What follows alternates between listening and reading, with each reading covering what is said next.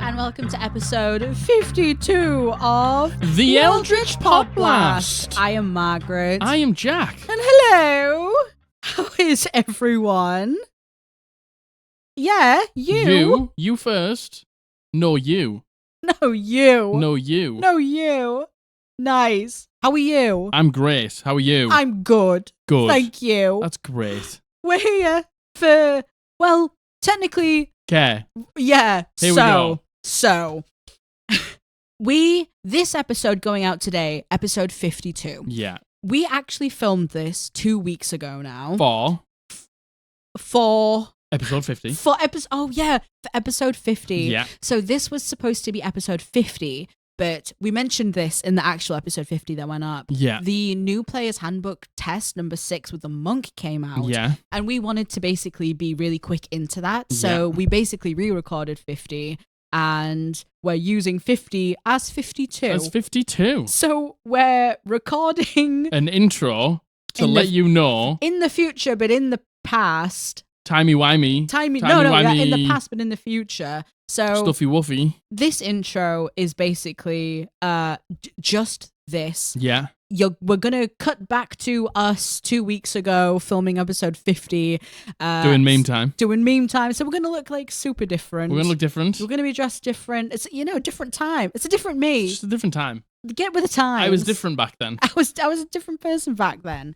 So yeah, the whole rest of this episode is going to be that one, but we just kind of wanted to check in and let you know that if we make mentions of it being episode 50 and we look different, etc. Don't worry about it. You aren't going crazy. You didn't hear it from us. But we're going to do this intro, then we're going to skip to meme time, Yeah. and then we're going to skip back to do the Homebrew challenge winner, because and then we're going to skip back to the normal episode. yeah, so the Homebrew challenge winners for number 3, which is a simple ranged weapon, is also going to be us in the future, and we'll probably see you in like 20 minutes, to be honest with you. So enjoy us giving a really rambly intro. And go. Is this the one that goes up?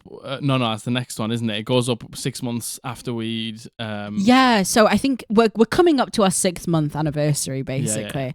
Yeah. God, isn't it crazy thinking back on the video we did for the 1 month anniversary? We had the hats. Yeah, we had the little hats on. Yeah, cute. And God, to think now it was nearly 6 months 6 in. months in. And before we know it, it's going to be a year. Isn't that crazy? Which one are we going to get to first? Because we're 50 episodes in. We're Yeah. going to get to 100 episodes before we get to before we get to a year, yes. Mad we are. That is crazy. I feel like we're doing quite well. I think we are too. To upload a video, 2 videos every week. Which, listen, it's a lot of work. Yeah, it's a lot of work. Especially, oh my goodness, it is so much work. Especially because you've seen the length of our videos. We do long videos. It's long days. Long days recording.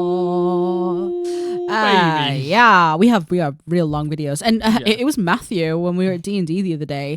He was like, "How are you putting out more videos faster than I can watch them?" And it's like, I can't tell you. We've made a pact with someone or something, and that's all I'm going to say. Entity, consume them. I think consume. There is obviously I think it's because there's a drive to do it. Yeah, definitely. Because we really like doing it. Yeah, we love doing this. They're really fun, and I don't know. I think at this point, it gets to this point where you're like, you would have either given up by now, yeah, or you would have like slowed it down if you couldn't do it. Yeah, agreed.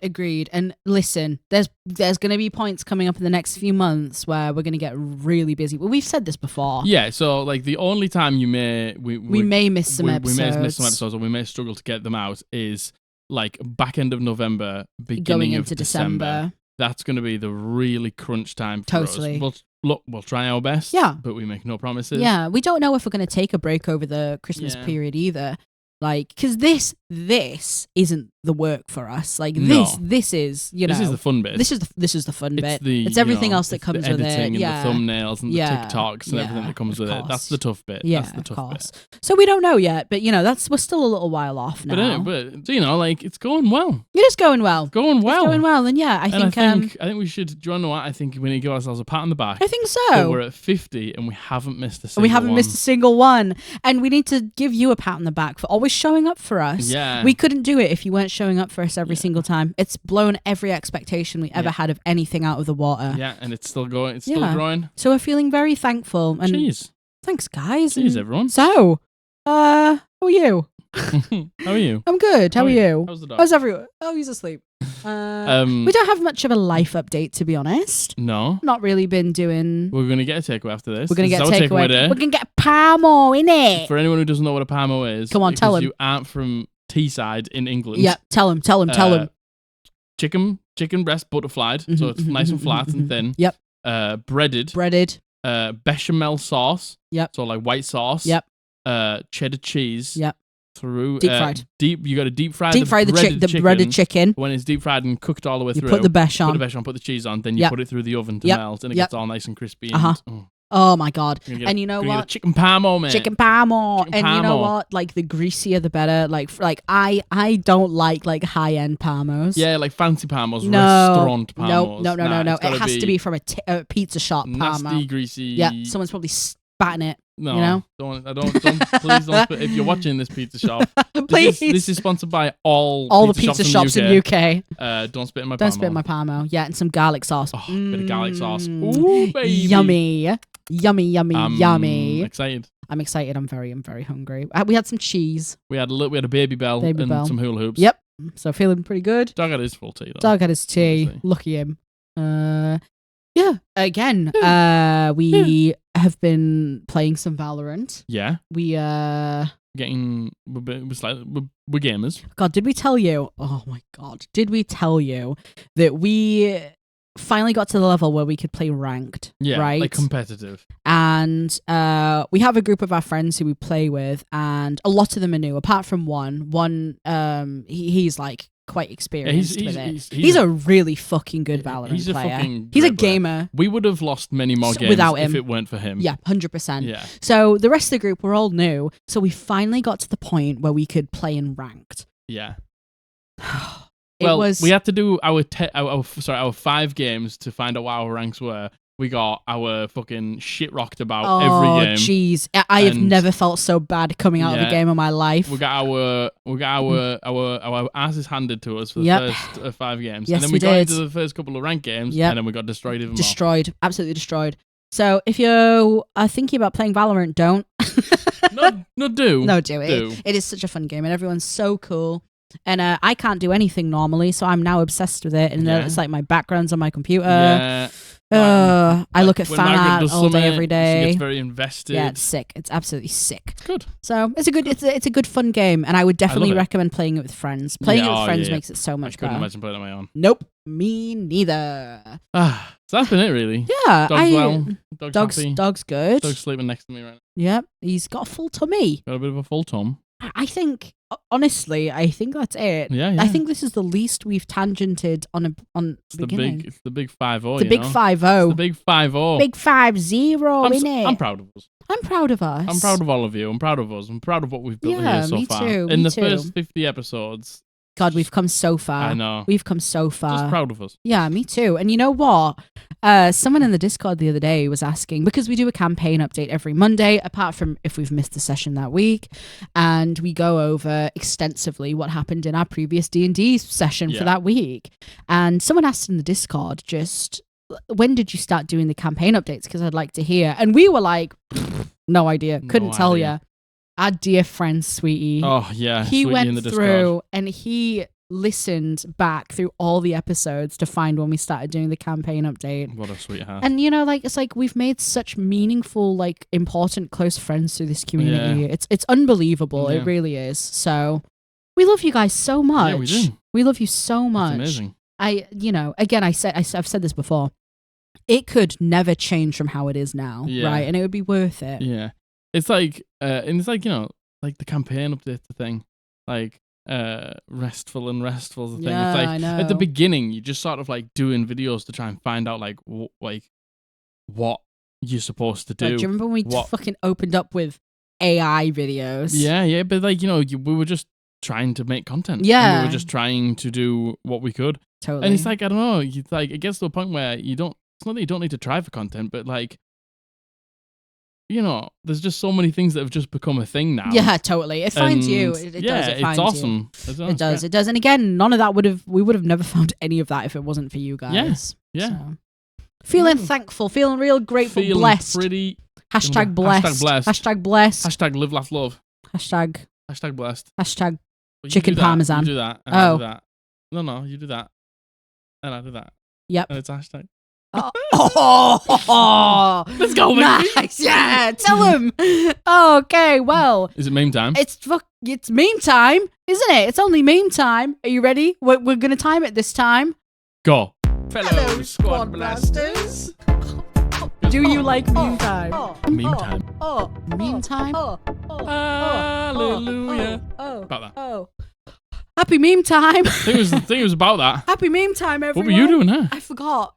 I was going, I can't I started dance. doing that thing that you're supposed to do out the window. Oh, my hand is a dolphin. Does anyone fucking remember that terrible crack? Nope. From Rebecca Black's Friday. The kid in the... Anyway, Jack didn't grow up on the internet, as you can tell. No, I was outside. Yeah, Jack was actually living his best life outside. I was an outdoors kid who grew into an indoors kid as I got older. Yeah, very much so. When I was young, right? Yeah. My mum and dad were like, you'll get it when you grow older, Jack. Like, I was like, come on, let's go and do this and go do that. My mum and dad were like, we just want to stay in and like just be with each other. And I was like, you're crazy. I love going out all the time. I want to go out every weekend and go get drunk with my friends and do this and do that. And now, I couldn't be any more of the indoors kid. Same. Oh my God, same. I think you're even more than... Well, no. I was going to say not more than I am because I don't leave the house. I think I am. I think you are. But I think it's because, like, I go out, to the shop and I go to the post office and I go out with the dog and stuff like that. And you don't. So, like, when you get to go out, it's like... It's a big thing. It's a big day out. I haven't left the house in like 5 days. I've just realised. And we like to take Margaret for walks. Yeah, so like we take her to the park for a walk. Yeah, but the weather's been. Listen, the weather's been like so humid. It's been either so unbearably hot. Yeah, or it's been raining. torrential downpour. Yeah. So and we had time off. I wanted to stay inside. Yeah, you just want to play games, don't you? Yeah, I do need to let the sun touch my face every now and then. I think.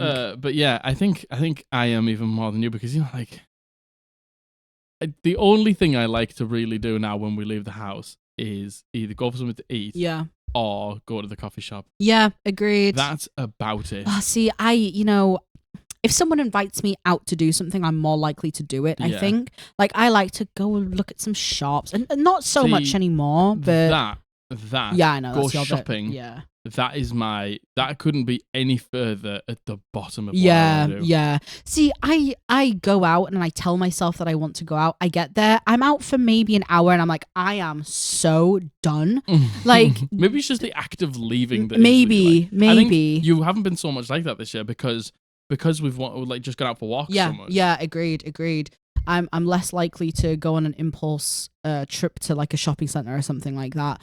Like, I couldn't think of anything worse. Yeah, I know. But like, there's like loads of conventions, like gaming conventions I'd really like to go to. So yeah, that sounds fun. Yeah. I would do that. Yeah. I would go out to do that. Yeah, we go to gigs a lot. We go to festivals and gigs. We do go to a lot of gigs. Yeah. We've got quite a lot of gigs coming up. We have a lot of gigs coming up. A lot of gigs. We have Holding Absence. We have Story So Far. We have... Enter Shikari. We have Stray from the Path. We have Bring Me the Horizon.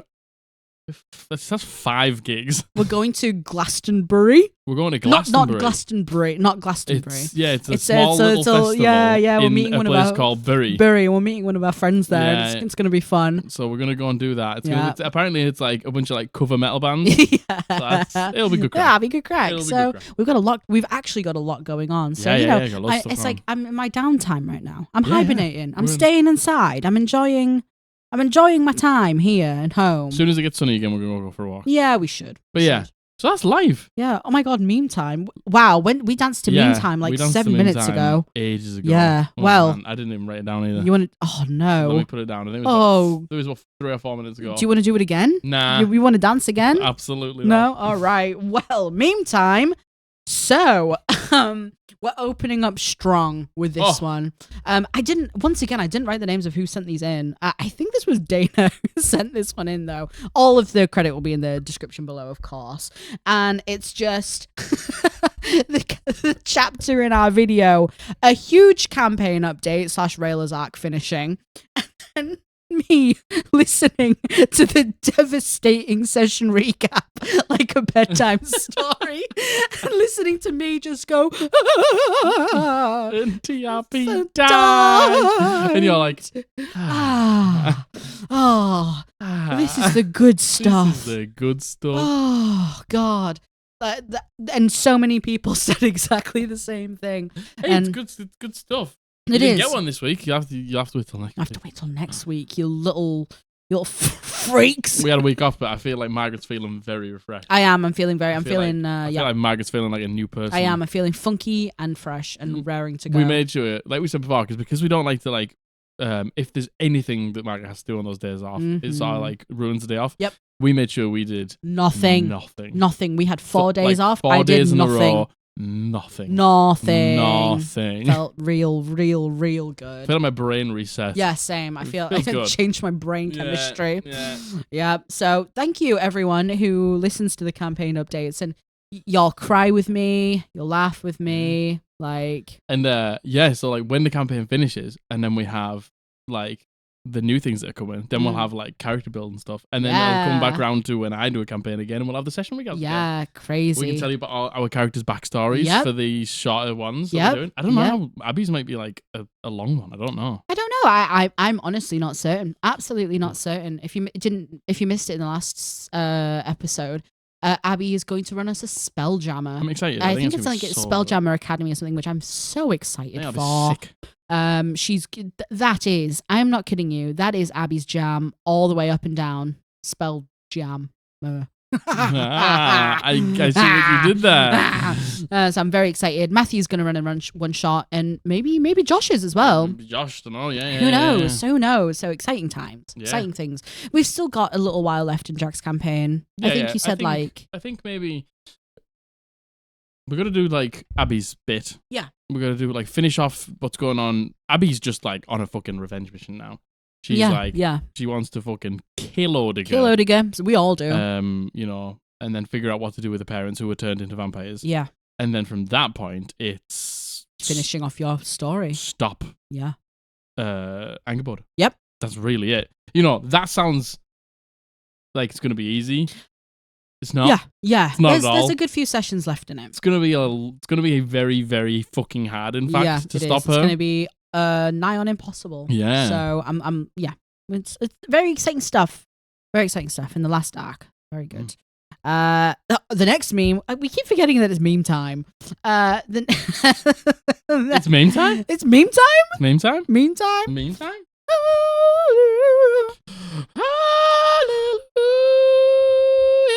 Oh my goodness gracious, the voice of an angel. Thank you. Sing to me, my angel of music. Oh my god. It's violent. With that animal with a long nose. You don't know that meme? Oh my god, it's got this animal with a long... It's like a rodent. Oh my god. The anteater? No, it's not an anteater. It's like a shrew. Anyway, man. You were singing your hat out there. I did. I went for that. I had no idea what you were talking about. You didn't? I just told you I didn't. Oh man. Well, it's Phantom of the Opera. You knew that. Yeah. Yeah. We did this the other day. Phantom of the Opera is dead. Yeah. Yeah. Did you say dead? Isn't that what he said? I think it's there, isn't it? I don't know. Because he's inside your mind. Anyway, is he not dead? Listen. Doesn't he die? Have you watched The Phantom of the Opera, by the way? I don't think so. It's... right, okay, sorry. This is total tangent. No, total tangent. So I remember there was like a movie version of it made. And with Gerard Butler. And he played the Phantom of the Opera. Who is dead. Phantom of the Opera is dead. I think it's there. It might be. And then it goes inside your mind. You're talking to someone who's not seen it. So. Anyway, God, we are copyright struck. So anyway, Gerard Butler, he plays it. It's so sad. My dad was like, we should watch this together. Me and my dad used to watch films together all the time. So we watched it. And it's tragic. It is fucking tragic. And the ending scene, I remember the credits rolled and it was silent in that room. I looked at my dad. He is crying. He is like beside himself crying, and so am I. It was a beautiful moment. No, but yeah, he was upset. It's a sad movie. We should watch Phantom of the Opera. Not. What do you mean? I'm good. Oh, it's a great story, man. Do you know what else used to really get my dad? The Hunchback of Notre Dame. The Hunchback of Notre Dame? Yeah, that used to really, really get my dad in the feels. I haven't seen that. Yeah. Great man. Great. Not the Hunchback, my dad. Also the Hunchback. Let's give some credit where credit's due. The Hunchback of Notre Dame. He's a bit of a guy. Bit of a gamer. Loves Valorant. Loves Valorant. What are we talking about? The next meme. Oh no, I've got the giggles. No. The next meme. When you realize you've been too nice as a DM and the players break the session. And now you have to deal with the consequences. Yeah, this was me. This was Jack. This was me when everyone was like, can we get through the root wall? And I was like, right, I'll roll a dice. And if you get above it in initiative, then you can get through the wall. And you rolled openly. I rolled openly because I like to do that sometimes with big rolls. And I got a 1. Yep. So we all hopped right on through. They all hopped right on through because everybody had more than a +1 in their initiative. Of course we did. Great. Well played, Jack. Well, GG's. Jeds. It was a gamer move. Oh. So the next one is point of view. One of your players has silvery barbs. Show him the face. The rest of the party. And then the rest of the party. Hey. Oh, if that isn't the truth. And you know what? That tickled Josh as well. Josh saw that, and Josh really liked that. I don't want to say I despise that spell, but it's a bit of a shit spell. The rest of the party. Just me rejoicing, having the best time of my life. God, I fucking hate that. Oh, that spell. I can't wait to be a player and use that spell. Oh, that spell's... And you know what? Once again, totally off topic. We clipped something about us talking about silvery barbs, right? And I was... Because I'm the player. I love silvery barbs. And some dude was like... I bet she wouldn't be laughing if the roles were reversed. Then she'd realise. And it's like, leave me alone. And it's like, shut up. How about dude? How about you shut up? How about you mind your own business? What do you mean? Man, shut up. My players enjoy using it, so it's fine. But me as a DM, I'm like, oh, you hate it. Absolutely hate it, man. Hey, there. Oh, there's a moth. Oh, there's a. Oh God, it's not going to leave us alone now, is it? Not. It's tiny, to be fair. I wonder if you could see that. Me as a dungeon master, I can see why you would take it because it's a very potent spell, and it's a bit of crack. It doesn't fucking matter. Like Josh uses it, and he likes to say it in this funny voice, and I always give him the stink eye, and it's a crack because we're friends. But it is overpowered. I know it is. Oh my God, 100% it is overpowered. It's on the light. God. Right, can you make a note of that? Because I'm going to have to turn my volume down because that's a lot of yelling. And you know what? That moth is so small, it doesn't matter. But the second a critter gets close to touching me, you better believe I'm losing my shit. They just have... They just fly with such reckless abandon. They do. They just want to come straight. They want to fly towards your face. They don't care. They do. Ooh. Oh my God. And again, we spend so much time in my office cooped up playing games, and it's hot in Britain right now, so we have to have the skylight open.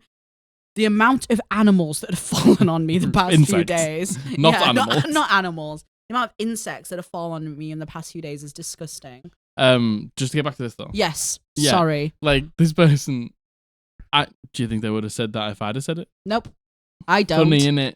No, Funny, innit? I really don't think they would have said that if you had said it. But you see girl having fun, having laugh, being not serious, and you think she needs to be put in place. She needs telling. Yep, she needs telling because she's dumb and she, Yeah, she's stupid. She's stupid. She doesn't realize consequences of actions. She doesn't understand Dungeons and Dragons. No way. That's a man's game. No. She wouldn't understand the implications. No, I do. I do. I understand them. Oh, she understands. Trust me, I understand the implications. Oh, I like the implications of silvery barbs, baby. And Josh does the voice. He's like, silvery barbs. Silvery barbs. Silvery barbs. Silvery barbs. Silvery barbs. And he says it meekly as he knows that I'm about he to knows. go. Silvery barbs. So, I fucking love silvery barbs. If do you want to know what? I can't wait for the day that I counterspell a silvery barbs. Owie. I'm going to do it. See, and then we're going to all sulk.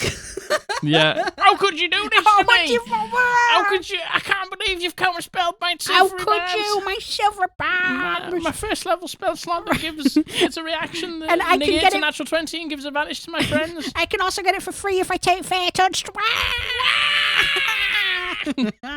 Yep, you heard it here first, baby. So then the last meme is failed to find a fairy dragon once again. Sad fairy dragon noises. I don't know why. The face that you're pulling there makes me laugh so much. You said this. I don't know why. I don't even know if I could replicate that. No, it's less lip. It's more like this. I don't know. I couldn't replicate it. It's so funny. I Sad fairy dragon noises. Sad fairy dragon noises. And this was in relation to Lima's story about wanting to find a fairy dragon. Happy fairy dragon Happy noises fairy, at the end. yes, very happy. Happy Very in the end. restful fairy dragon Very noises. restful Yeah. fairy dragon Sad noises. fairy. And Lima even replied being like, sad fairy dragon noises. Sadness. So that's meme time. Sadness. Sadness. Sadness. I've taken really badly to whenever I don't like anything, I just go wah!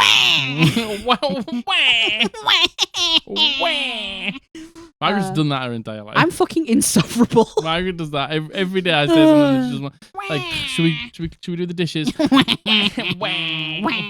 How do any of you put up with me? Because you're great fun. Oh, thanks, Jack. Insufferable, but fun. Insufferable, fun. You can be annoying, but fun. Oh, yeah. I'm a perfect example of that. Yeah. Annoying, but fun. So that's it. That's meme time, baby. That's all we got for you. See you later. Bye. Get out of here, meme time. Get out of here. You're finished. You're done. You're finished. You're finished. You're done with. You're finished. Hello, us again. We're back again. We're back again. It's future, but past us. Oh my goodness. So, as I hope we just mentioned from 2 weeks ago, the Homebrew Challenge. Yeah. So, these are the 2 runners-up and the winner for the Homebrew Challenge number 3. For the simple ranged weapon. For a simple ranged weapon. Once again, I know we say it every single time. Like, thank you so much to everyone who sent in all your submissions. Yeah, 100%. There was once again so many submissions for this. And every time we roll something different, right, I'm like, oh, I can't believe we got so many submissions. And it was so weird because we went from World Primer. Well, we went from a simple melee to a World Primer to a simple ranged. And the amount of people who were like, oh, the World Primer was so much easy for me. And then this time around, people came in being like, oh, thank God, it's an item that's so much easier for me. Yeah, no, everyone's just better at different things, though, aren't they? Yeah, that's the thing. yeah. It's like, I would be way better at an item because I can think of an item like right now. I could do it straight away. I couldn't. You tell me what it is and I'll make it. Like I could easily do it. No, I couldn't. But World Primer will take me some time. Yeah. Whereas I can't do either. Yeah, you can. No, I think you'd be better at a World Primer. I would, yeah, definitely. Or like an NPC. Yes, definitely. Or a bad guy. Yeah, like that would be where I would be better at doing, I agree, definitely, instead of the magic item, because numbers are hard. Numbers be hard. Numbers be mathin'. Numbers be hard mathin'. Numbers do be hard mathin'. Hard mathin'. So, shall we just get into it? Yeah, let's do it. Shall we just get into it? Give me runner-up number 1. So, number 1 runner-up. This is runner-up number 2. Number 2. I was going to say runner-up number 3. The runner-ups don't really have numbers. They're just sort of like... This is the first there. This is the first runner-up. On par runner-ups. Yeah, this is the first runner-up. So, this has been sent in by WabberJacked. By Wabs. By It's WabberJacked. Wabs. This is Jack. He's one of our in real life friends. We've played D&D with him before. We hang out with him. Real good egg. He's a good lad, and we didn't pick it because he's a good lad. I promise we didn't pick it because we're biased. Because his submission's dead good. We picked it because we really like it, we swear. You know what? I'll let the submission speak for itself. So, this is sent in by Wabs. His pronouns are he, him, rat. Very nice. Gotta get a rat in there. He says he consents to use for others, and then the name of the item is called the Crescent Fall Shards, and it doesn't require your treatment. Okay. So the description is, these shards are sleek darts, a refined rock from the fallen moons that rotate around the world. The shards look slightly larger than prismatic needles, and each glows with the light of the moon that it comes from. Around the top of the dart, a crescent sits, allowing the dart to be hooked around the finger like a throwing knife. Aside from the light, the shard hums with a wispy purple magic that rotates around the shard, and the shards weigh very little, and they float graciously as if not affected by the world's gravity. Nice. I love the fact that there's a law, like the fact that there's multiple fallen moons. I like that it's a throwing knife as well. Yeah, I like the hook. Yeah, like, yeah, a little picture, yeah. isn't there? Yeah. Oh my god, yeah. Well, I'll put the picture in, and I'll keep it up while we read it. Yeah. But yeah, he was like, "Please enjoy my bad art." That's not bad art. No, it's not bad at all. I wouldn't be able to do But the little that. finger hook to be thrown, I think that's really, I like that's that. really cool. I I like how that. they're like weightless as well. But yeah, the impact. That's good. I like again, not affected by the gravity. I think Yeah. that's really cool. And again, I really like the implication that there's multiple fallen moons. So yeah, when we picked simple ranged weapon, everyone was like, "Oh, there's not many. First of all, you can sort of like go with what you want. Yeah, like yeah, as yeah, long yeah. as like the damage dice isn't too high, you Yeah. know, because it's a simple weapon. Yeah. And you know its range isn't too much. Yeah, because it's a simple yeah, weapon. yeah. But just fucking go for it. Yeah. Just like don't be confined by what it says in the book. No, Because, totally. you know, when we homebrew stuff, we don't have to be confined by the stuff in the Yeah. book. We said this last time, didn't we? Yeah, we yeah, said yeah. like, if there's ever anything that you want to do, like Just give it a go. just do Give it- it. just give And it, like you know. if you're ever unsure, just ask. Just ask, yeah. But you know, like there were so many different ones, and people like have been so creative. So it didn't matter that it was a simple range weapon. It didn't matter that it was a simple range weapon because you've all done such a great job. Yeah. So the actual info for the shards are, the first one is fragments of the fallen moon. The dart is less affected by gravity due to the graviturgy magic. Am I saying that right? Graviturgy, Is yeah. it graviturgy? Yeah. Graviturgy magic, allowing it to fly further to a range of 60 over 20. The dart grants a +2 to hit and damage and deals 4d4 radiant damage on a hit. Oh, nice. Crescent strikes. The dart curves like the crescent of the moon and it ignores cover.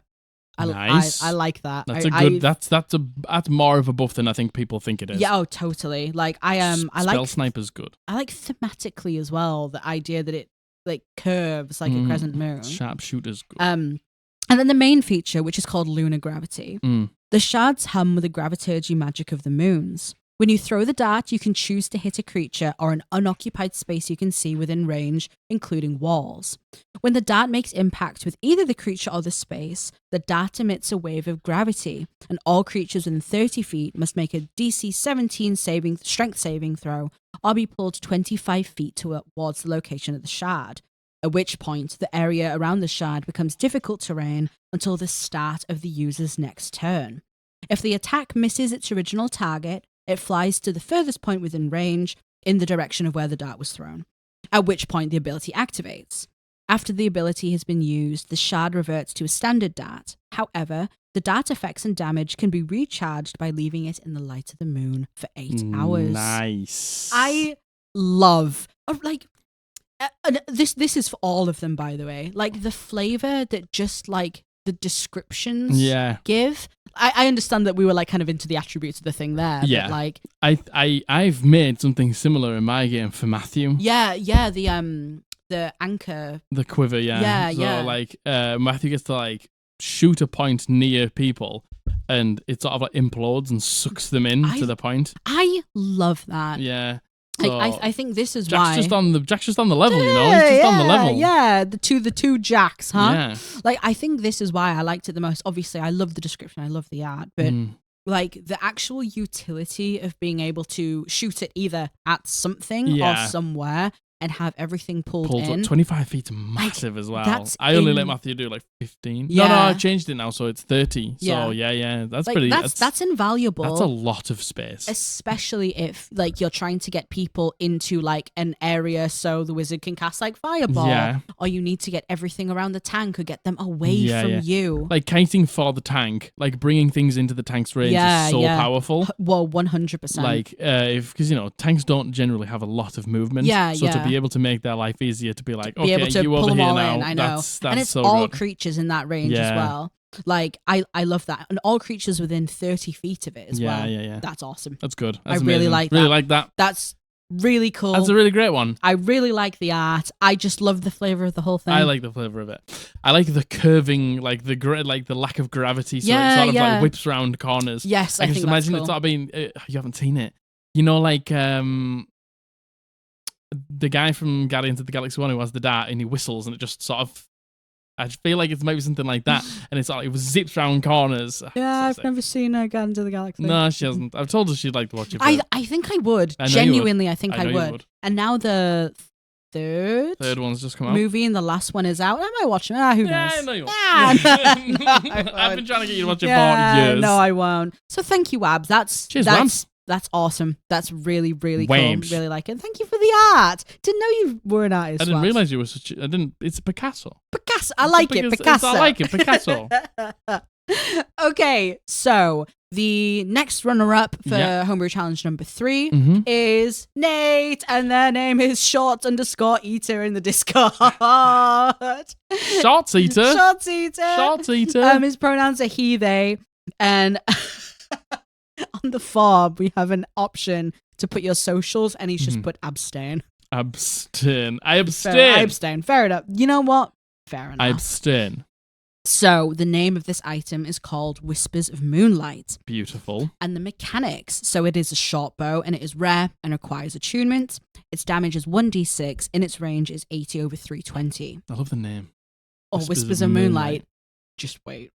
So attuning to the bow grants the wielder dark vision out to 80 feet. If they already have dark vision, then the effect's range is extended by 80 feet. Yeah. While an arrow is nocked in the bow, the wielder gains true sight out to 80 feet. And the critical range of this bow is 19 and 20, unless it would be higher otherwise. Nice. Like, true sight's pretty strong. Like, you'll see with the winners as well, there's kind of like this, and a lot of them, honestly, focused on the idea of like the moonlight either like bringing like a new, I don't want to say too much, like being able to grant you the ability to see like the moon. What am I trying to say here? Like, I don't know. Like the moonlight reveals all. Do you know what I mean? Like revealed under moonlight. Yeah. And that's kind of the vibe I'm getting here. Well, and I think the description pairs with it perfectly. I like the it gives you the dark vision, but it only gives you true sight when you knock the arrow in. Yeah. I just imagine like a really tense moment. Yes. And oh my they god, pull the arrow out of the quiver. They look around. Yeah. They begin to bring it down to the bow as they knock it in. As soon as they knock it in, something reveals. In the periphery just begins to reveal itself. Yeah, I think that is so cool. So thematic. I really love that. I love that. So the description, after being cursed by the Summer Queen for claiming the Maiden of the Moon to be the fairest of the Fae, Cernunnos, the Archfey of the Hunt, was no longer allowed to lay eyes on her. This pale white wooden bow with a drawstring spun from moonbeams was a gift from the maiden to Cernunnos, so that when he went out hunting, he might be able to catch glimpses of her in the trees. Sad. It is said that the two first met when she took form of a great white hind, which is a female deer, and he chased her for months on end, the only quarry that he had hit but didn't kill. That's sad. I love that. What a great description. I'm a little bit of a sucker for things like that. Yeah, that's a great description. That's a fantastic description. And you know what? It pairs with the idea of being like, so he might be able to catch glimpses of her. Glimpses. And it once again like ties in with the idea that when you put the arrow in the bow, you get true sight. I love the flavor of that. That's so good. Absolutely love that. That's so impressive. Yeah, that gave me goosebumps talking about it. The thing is, it's not the most mechanically complex. Yeah. Like, which I sort of like about it. Yeah. It's a simple weapon. You get a crit on a 19. Yep. Extra dark vision, true sight when you got the bow. It's like it's nothing like game breaking. Yeah, it's more. It's like it's thematics and it's mechanics. Yes. Weave so well together. And again, imagine like if this was built around, you know, one of the characters was tied to these in some way, or this was like the big lore in the world. I just think that's so cool. One of Cernunnos' hunters, yes, like who he's sent out to try and find her. And you'd heard like kind of the story passed down, and then you finally see like the weapon. I just think that's so cool. I love it. Tragically beautiful. Tragically beautiful. So tragic. I love that. But I love it. I think it's very, very good. Yeah. And also Nate consents to all being able to use it. Nice, So like it. I love that. You could build a fucking campaign off this shit. Oh, you got the campaign setting, you got the magic items. You've got potentially like maybe a BBEG. Yeah. You've got everything in there. Like, but with all of these submissions, yeah, you've already got a campaign, maybe. And like, it's crazy how much it gets the juices flowing, you know? Yeah. How much it gets like your little brain box ticking. 100%. And again, I know we say it every single time. Like, it's so hard for us to. First of all, it was so hard for us to pick one winner. That's why we started doing runner-ups. Mm-hmm. It's hard for you to even pick runner-ups I because know. Every single post, it's like in itself is its own contained world. Yeah, I know. Do you know what I mean? Yeah. Like with Wabs's as well. You know, there's a whole world contained in that. With Nate's, there's a whole world. I know. It's so hard to pick them. You should be proud of yourselves. You're making like microcosms of worlds in magic items. It's insane. All from little brains. I love that. Little brain box. I really, really love that. Well so done, thank you. Nate. Congratulations, Nate. That was awesome. Congratulations, Nate. So, this is the winner. The winner. The wiener. No! The wiener is the wiener. No! So, this is the winner for the third homebrew challenge of Simple Ranged Weapon. Yeah. And it goes to LordConq. LordConq! Congratulations. You have entered yourself into the Hall of Fame. The Hall of Fame, baby. Let's find out why. So, this was sent in by LordConq. His pronouns are he, him. His socials are LordConq on our Discord. And in the consent for use, he said, yes, anyone and everyone can use this. And please tell me the shenanigans it's involved in. Ooh. Love that. So, the weapon is called the Moonfall Hammers. Now, it is a light hammer, and it is very rare, and it requires attunement. The damage is 1d4 bludgeoning, and the range is 20 feet over 60 feet. That's the standard thrown hammer. Yep. So, the effects.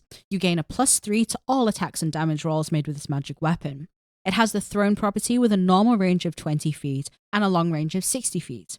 When you hit a ranged attack with this weapon, it deals 2d8 of either cold or radiant damage, player's choice, or 3d8 of cold or radiant damage if the target is a shapeshifter. The shapeshifter make mustard eat. Make mustards. Make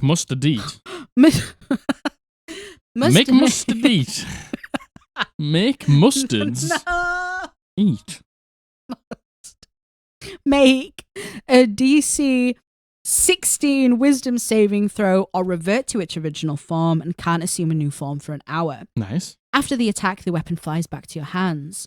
As these normally come in pairs, you only need to attune to one of the hammers to gain the benefits for both. Nice. So, as I mentioned before, with Nate, the idea of like true sight and things being revealed, this is going down the route of shapeshifters, and there was a few that went down.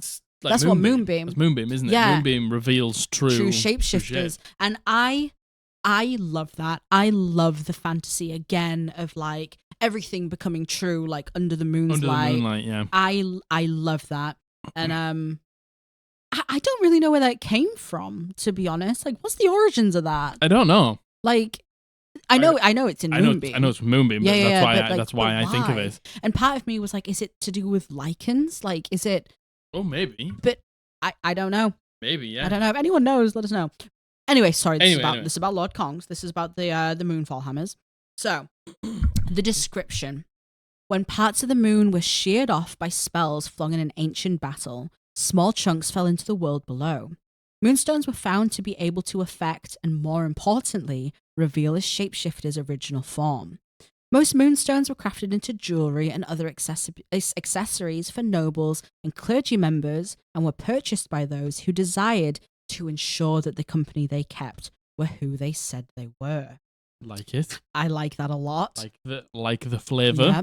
A select few moonstones, however, were forged into weapons of war, the most recognizable of which would be a pair of moonfall hammers. The intricately carved and polished pearlescent moonstone heads are set upon leather-wrapped black iron handles. When the moonfall hammer strikes a shapeshifter in disguise, the shifter's form ripples and falls away as if they were doused with water from the point of impact. To the shifter, it feels like they've been Hello. No. He's a shapeshifter. Yeah. Okay. To the shifter, it feels as if they've been dunked into sub-zero water, and a small but essential part of them was ripped away by a current. When a moonfall weapon is nearby, shapeshifters feel a small but noticeable temperature drop, getting colder the closer that they get to the weapon. Simply hearing that a moonstone is near, shapeshifters have the edge of paranoia, and they start to seep into their actions and will try to covertly try to destroy or kill whatever or whoever they think possesses the moonstone. Man, that last bit. I know. The fact that like they get colder and colder. I just have this vision. I have this vision of a campaign, and like they know that this is a thing. Like that's what the hammers do. Yeah. The character It's got like the common hammers. knowledge. Yeah, the character got the hammers. They understood that that's what would happen, and then nothing happens with it for a while. Yeah, for a while. And then one day, they're having a conversation with someone, and they go, bit cold. It just got cold in here. And then I just wait for anyone around the table. Yep. And then if they didn't do it, I'd just keep dropping, like, make them get a little bit, like, antsy. Yeah, a bit agitated. And then begin to see if anyone notices. It's like, that is such a tool. Oh my God. Such a tool to tell That's such a good storytelling. And like an epic scene. Yeah, like this, yeah. And I would love to see one player go, and get it. At the table. Yeah, me too. And then as they get it, they look at me and I go, nah, then I go, as the form begins to flicker. Yeah, and it begins to fall away like yes. what? Like, that is thematically tell me so cool. Tell me a story, baby. Yeah, once again, that's how you tell a story. Once again, masterful storytelling. And this is exactly like what it was for like all the other ones as well. Just masterful storytelling. And I love the fact that it's common knowledge that like nobles carry them and clergymen carry them to make sure that they can make sure that their company isn't, because that's it. You would do that if you were like a politician or something like that, or a high ranking noble. You're talking about like really important things like war rooms and things like that, or you were like a corrupt clergyman. Like I just love it. I think it's so well thought out. I love the impact that this has on a world. Yeah. You know what I mean? The implication that you have a whole like changeling arc. Yes. You have, like, the entire campaign could be like around it. Yeah. Like since the moon has fallen or whatever. Yeah. Like changelings have sort of like been able to run wild. Yeah. Well, it's actually parts of the moon was sheared off from like spells flung in battle. So we know that there was an ancient battle that the changelings won. Yeah. And now we're sort of like regaining control in aspects of like the region or something like that. Yep. And we know that there is changelings among us, so that's why we keep them. Yeah, and like I love that. I just love, again, it's more the world building around it, right? Like, I just think that is so incredibly creative. I agree. To once again hear the theme moon and be like, to write that. I know. It's just so clever. I know. And again, it does more damage to a shapeshifter. And it's like, yeah, of course it does. Of course it does. I love it. What wonderful master. Well done. What was the name? LordConq. LordConq. Well, LordConq. LordConq, you are the third entry into the Hall of Fame. Very, very much congratulations. Deserved. Very much deserved. Congratulations to the winner. To the winners? The runners up. The runners up, Nate and Wabs. Yeah. Like, yours were amazing. Well done. Everyone who had submitted, absolutely wonderful. Incredibly well told, written items. Yeah. And again, I think everyone has consented for people to be able to use them. So if you're looking for a magical weapon. Yeah. If you're just looking for like some inspiration, I would really suggest looking. Just breeds inspiration. It does, truly, it does. Really, really, really does. I think that's my favorite part of the Homebrew Challenge. Is the fact that seeing people be creative inspires you to be creative. Like, you know what I mean? Like, just like that scene. I want to make that scene happen somewhere in my game now. Yeah, I love that. I really do. So the final Homebrew Challenge now has finished. Like they've concluded. It's wrapped up. Yeah. And I say the final. It's the final for the theme of Moon. Yeah. I think at this point we should have some polls up asking for what you would like the next theme to be. Yeah, I agree. we went and we asked our Discord moderators, go ahead, give us some suggestions for what themes you would like. Yeah. We've put some themes in there as well, and everyone can vote on them. And then the theme that wins is going to be the next theme for the next 4 challenges. Yes, indeed. Oh my God. And the cycle starts again. It's been 8 weeks. I know. It's been 8 weeks of Homebrew 8 weeks Challenge. since we did the first one. Isn't that insane? Wild. Absolutely wild. Feels like last week that we announced it. I know, doesn't it? Really doesn't it? 8 weeks. And we were like, is this going to be long enough? Yeah, I know. Honestly, I know. But I know. We'd start another one now, so it's all right. So I think the winner should be announced either next Thursday or the Thursday after. Next Thursday. Next Thursday. So Thursday the 20th of July. No. No. Thursday after. Thursday the 27th of July. Can you tell we've never wrapped our head around this? It's the way we record it, I the know, way we film I it, know. the way we show it to you. I know.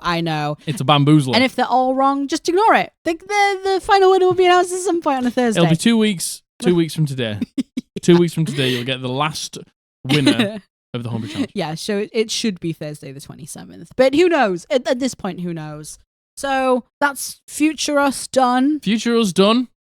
We'll send you back to past us. But technically present you. Bye! Bye! So, I guess we'll get on to today's topic, really. Which... You sound so devastated about that. I was just catching my breath. I was yelling loads there. Wayne. So, yes, today, as you can see from title, we are answering some D&D advice submissions. Yes. So, this episode would normally be, it would either be a Beyond the Character Sheet episode where we deep dive into Character a creation. class in D&D and we break it down, or it would be the D&D 101 series that we've just started, where we kind of go over like tips and tricks for D&D, especially if you're a beginner. Yeah. Beginner DM, beginner player. Yeah. So because the way we record, we don't really know what the feedback for the D&D 101 episode is yet. Yeah. So this is kind of like a filler for right now. Because we want to see which one you like more. So I have Margaret. Margaret, listen to me. Okay. You have put polls up. You've put them up and you've asked the people what they want to see. Yes. Okay? Out of those two. Yes. I will focus on one of those. You have done that. I have. Margaret of the future has done that. Please, Margaret in the future, please put up a stupid poll, okay? All right, it's important that you do. It is important that you do. And then once we get that feedback, we'll focus on those things. But for right now, we'll just do some advice because y'all like advice. We love an advice submission. We do love an advice submission. I do love answering advice. Any way that we can help, we're going to do it. Totally. Absolutely. So... Stop my dog licking himself. Yep. Standard stuff. Standard stuff. People are like, why does he lick himself so much? It's because he's allergic to himself and he doesn't know what's good for himself. So he likes to... His feet get really irritated. Yeah. So he licks them and they'd be fine if he didn't lick them. But because he licks them, he makes them worse. So we have to keep a really close eye on him. And he's not having any of it, he's not happy. No. But it's okay. Would you like to get straight into it? Yes, please. 32 minutes in. That's pretty good. That's pretty good for us. That's pretty good for us. And in the meantime, it's pretty good. So, this has been sent. This is number 1. I don't know how many numbers there is in this. 10. Oh my God. There's 10 submissions, and this is number 1. Yeah. So, this has been sent in by Anonymous, and he goes by he, they. Thank you, Anonymous. So, should I talk to my DM about how another player has been treating me in and outside of the session? Hi there, for the purposes of this story, it's important for you to know that I am transmasc. My voice is still extremely feminine, though I haven't started HRT yet, and this can lead to some confusion about my gender at first, but it usually gets resolved rather quickly. Also, I'll be keeping things a little vague so that if my party hear this, I can still kind of play it off, so I'll also be using fake names, and I have recently joined an online campaign on Discord. The character that I play in this session is male, but the character would sometimes accidentally misgender both me and my character, which is fine for the most part. Everyone in the group... No, it's not. No, it's not fine. At all. Everyone in the group has made an effort to correct themselves, and by the end of the session, it was all good. That is everyone except one player who I will call Jay. It got to the point where our DM messaged me privately and apologized to me for all the misgendering that was happening towards me. I told him that it was okay, since for the most part it didn't happen often, minus from Jay. The thing is that I kind of feel like the misgendering has gotten worse on Jay's end. The other day I decided to join one of his one-shots, an Amnesia one-shot. Amnesia's a horror game. And right before the game started, I expressed that I would be uncomfortable playing a female character. There were some players who I didn't know there, specifically one who I will call Mark, who was concerned by the way I worded it. So I explained how playing females' characters makes me uncomfortable since I don't like being referred to as female. Rightly so, because you are male. This isn't the whole truth since I do play female characters somewhat often, just not in sessions with Jay. You don't have to explain yourself to No, you don't. Just remember that. God, Anonymous, you don't have to explain yourself to anyone. You don't have to say, I do, but don't. I don't. And Hey, you play what you want when you want in the company of whoever you like. However you want. That's completely your decision. That's your prerogative, and that's no one else's business. Yeah, 100%. I was given a male character, and it's important to note that Jay made these characters himself, even giving them some minor backstory. The thing is, frequently throughout the session, Jay would misgender me, which eventually led to some others misgendering me as well, mainly Mark. It got to the point where right before the big boss fight at the end of the one-shot, Mark called me the feminine version of the name of my character. Think Gabriel to Gabriella. And I attempted to correct him, but I ended up just settling with a shortened gender-neutral version of the name. Jay made no effort to correct him and was actually misgendering me while this was happening. So my main question is, should I bring this up to my DM? I don't want to stir drama or anything, and a lot of people in the group seem to be good friends with him, so I don't want any bad blood. First of all, Anonymous, people calling you by your gender, people respecting what you would like to be referred to isn't drama.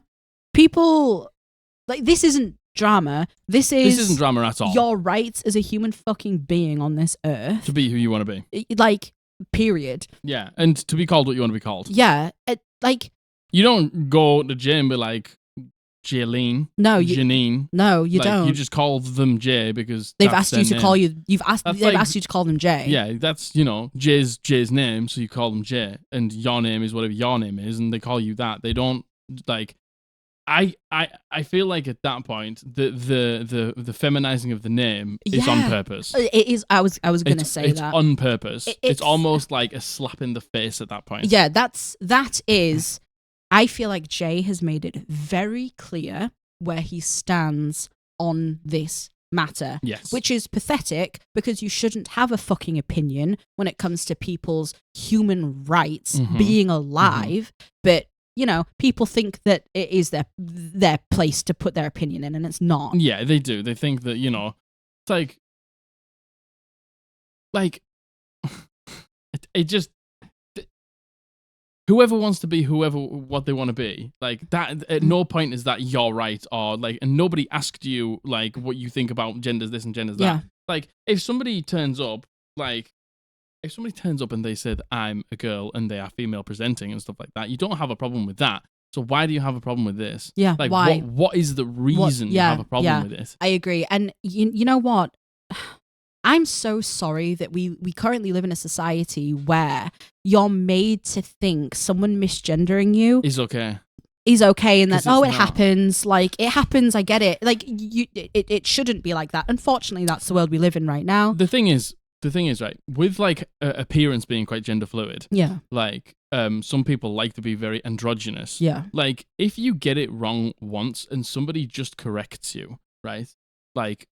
It can be forgiven if you just mess it up. Yes. Or somebody said and you didn't hear or something like that, and you were too shy to ask again, and then you misgendered them. Yes. Look, if you do it once, I get it. Yeah, I get it as well. But as soon as you have that conversation about, oh, sorry, I actually identify as she, her. Yeah. If you keep fucking it up at that point, you're not doing enough. You're not doing enough. You're not trying enough. No one's gonna jump on you or anything like that if you get it wrong once. And don't think that somebody correcting you is a problem with you. They are literally just doing it because they want to be referred to as their proper pronouns. Yep. And that is it. That's not a you problem. Nope. If you take that as if you take it like that, if you take it as an offense that someone is just asking you to refer to them by their actual pronouns, then you need to think about why that bothers you so much. Yeah, exactly. Fuck it up once, it's okay. Yeah. But try your best after that. And if you're not trying your best after that, why aren't you? Yeah. Why aren't you? Yeah. Tell me. Give me the facts. Yeah. Tell me why you aren't. So for the advice here, so am I right in thinking now, OP, you're saying, do I bring it up with Jay? No, the DM. I thought the Jay is the DM in this. Jay did a short campaign for them. Oh, I see. The okay. actual DM was the person who messaged them in the beginning. 100% 100%. OP. Like, first 100%. of all, regardless of whoever the fuck the DM is, absolutely bring it up with the DM. And I think it needs to be, you get it right. Yep. And if you keep getting it wrong, yep. you're out. Totally. Because you're hurting this person's feelings. Yep. And you are being rude and disrespectful to this person. Absolutely. Like, regardless of whatever the matter is, like, as you should be respecting each other at the table. This person is clearly going out of their way to not respect you. Yeah, 100%. Like, if you were ever wondering if this is just them messing up, it's not. It's not. Not at this point. They are intentionally doing it, and then especially calling you the feminine version of your name. Like, that's just insulting. That is insulting. That's insulting. They're trying to subtly dig you there. Yeah, they are. That's very fucking rude. And to mask it under, oh, it's just a mistake, is pathetic and spineless. It's not a mistake anymore, man. Yeah, it's pathetic. It's not a mistake anymore. Mistake. It's gone past the mistake. Totally. It's fine if you make the mistake. Look, people make mistakes. People make mistakes. I make mistakes. Margaret makes mistakes. People in this community make mistakes. We all make mistakes, but it's the moment that you don't learn from it. Yeah. That's the issue. Agreed. And I know you say that you don't want to stir up drama. It's not drama. Like, the people in this group are good friends with him. Like, that can all be true, right? It can be true that they're all good friends. And listen, if you say something to your DM and you are not supported 100% by the people around you, you don't need to be around these people. True. You shouldn't be around these people. You shouldn't put up with anyone not respecting your fucking pronouns. I think the DM will have you back. I agree. The fact that the DM came to you and was like, "I'm sorry that I agree. Jay keeps doing this. Absolutely. It's not on. Are you okay?" So it sounds like your DM has your best intentions at heart. I think go straight to the DM and say, I'm at the point now where I need to do something about it because it's upsetting me. Yeah.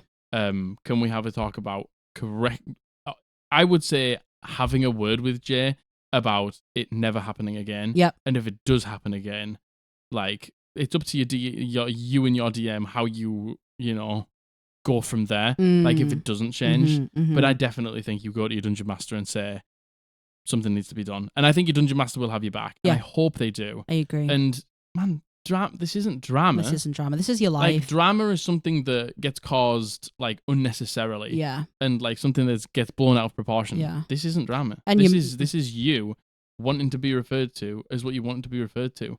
Like, again, you don't go and call Jay in feminine versions of his name. No. Do you? You don't go and misgender Jay. Like, but that's exactly what he's doing to you. And, you wouldn't do that to him because that would be disrespectful. I think you need to just give yourself a break. Yeah, totally. I think you're being too hard on yourself. Yeah, I think you are. And, again, anyone listening, by the way, who's going through this, you do not ever need to explain yourself. You do not need to explain the reasoning behind why you are doing things for your own sake.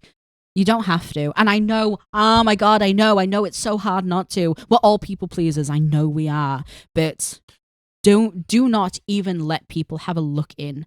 The second that people have a look in is when they're going to be fucking assholes about it, because that's how people are. Like, you, as a trans person or a non-binary person or a genderqueer person or anyone who's sort of under that spectrum, sorry, my dog is going ham on his feet.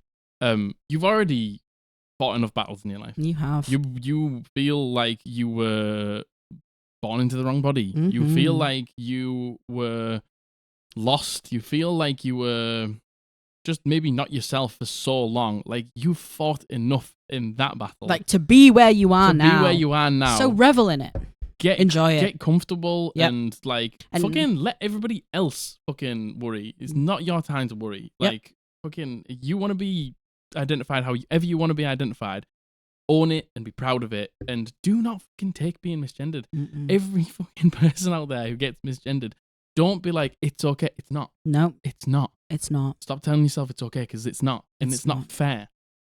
People mess it up once, fine. But after that, they need to do it properly. Agreed. Sick of it. I'm sick of it. I'm absolutely sick of hearing about it, to be honest. 100%. I'm sick of it. Yeah. It's so unfair. I'm sorry, OP. I hope that helps.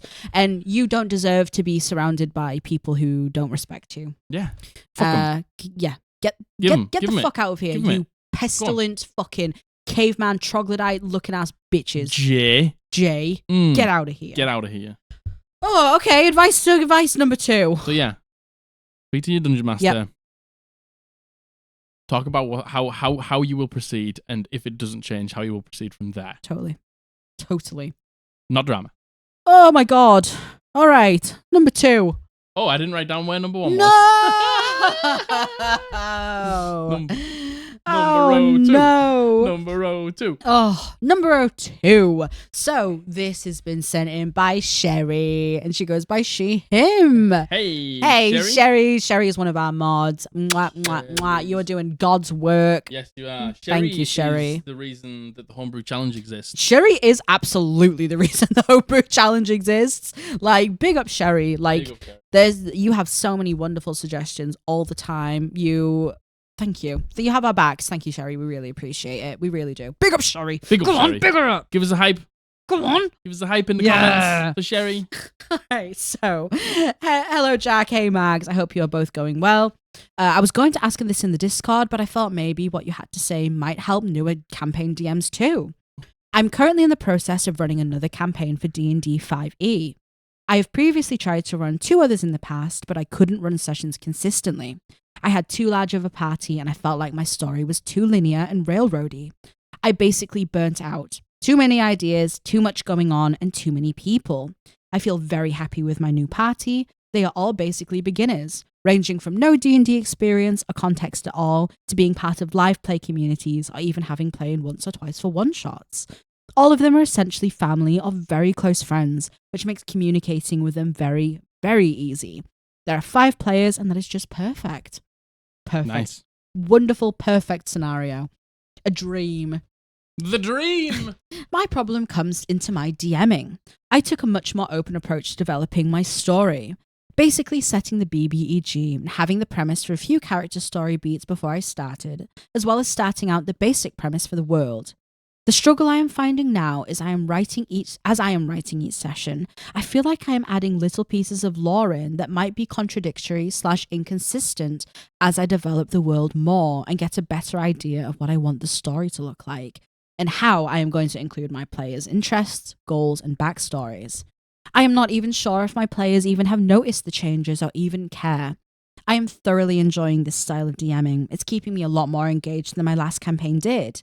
I just don't want to seem disorganized or confusing for my players, and I'm not sure what to do or what I can put in place to help mitigate possible confusion. I hope this makes sense, and thank you for your help in advance. Listen, I know exactly what you're going to say. You know exactly what I'm going to say. What are you going to say? They don't fucking care. Yeah? Your players do not care, and they shouldn't care.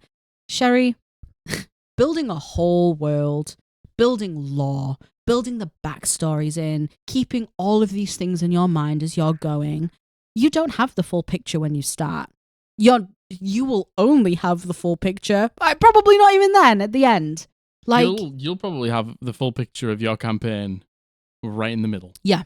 Right in the middle where things begin to have crescendoed and begin to pay off. That's when you'll have the full picture. Yeah. I write lore as I go. Mm-hmm. Like, if we go to a new place, then I'll write the lore. Because you are not Matthew Mercer. Mm-hmm. You are not Brendan Lee Mulligan. Mm-hmm. You are not a Brie Ryangar. Brendan Lee Mulligan. I even watch Dimension 20 now because of all of you. Yeah. It's great. They don't expect that from you. They understand that you are a person. They understand that you have a job. They understand that you have a relationship to upkeep. They understand that it is, when you watch these Critical Role, Matthew Mercer can dedicate his life to it now. Yeah. And that's how he can write such beautiful, amazing, rich lore, because he has the time to do it. I understand he's probably still really busy, and I'm making it out like he's got now to do. Yeah. But, he can dedicate that time to it. And the thing is, we still don't even know he could be making up as he goes along. We just don't know. We simply don't know. And you know what? Neither will your players. And Sheri, I'm telling you right now, the amount of times I've contradicted myself, knowing I've contradicted myself, now I'm okay with it because, you know what?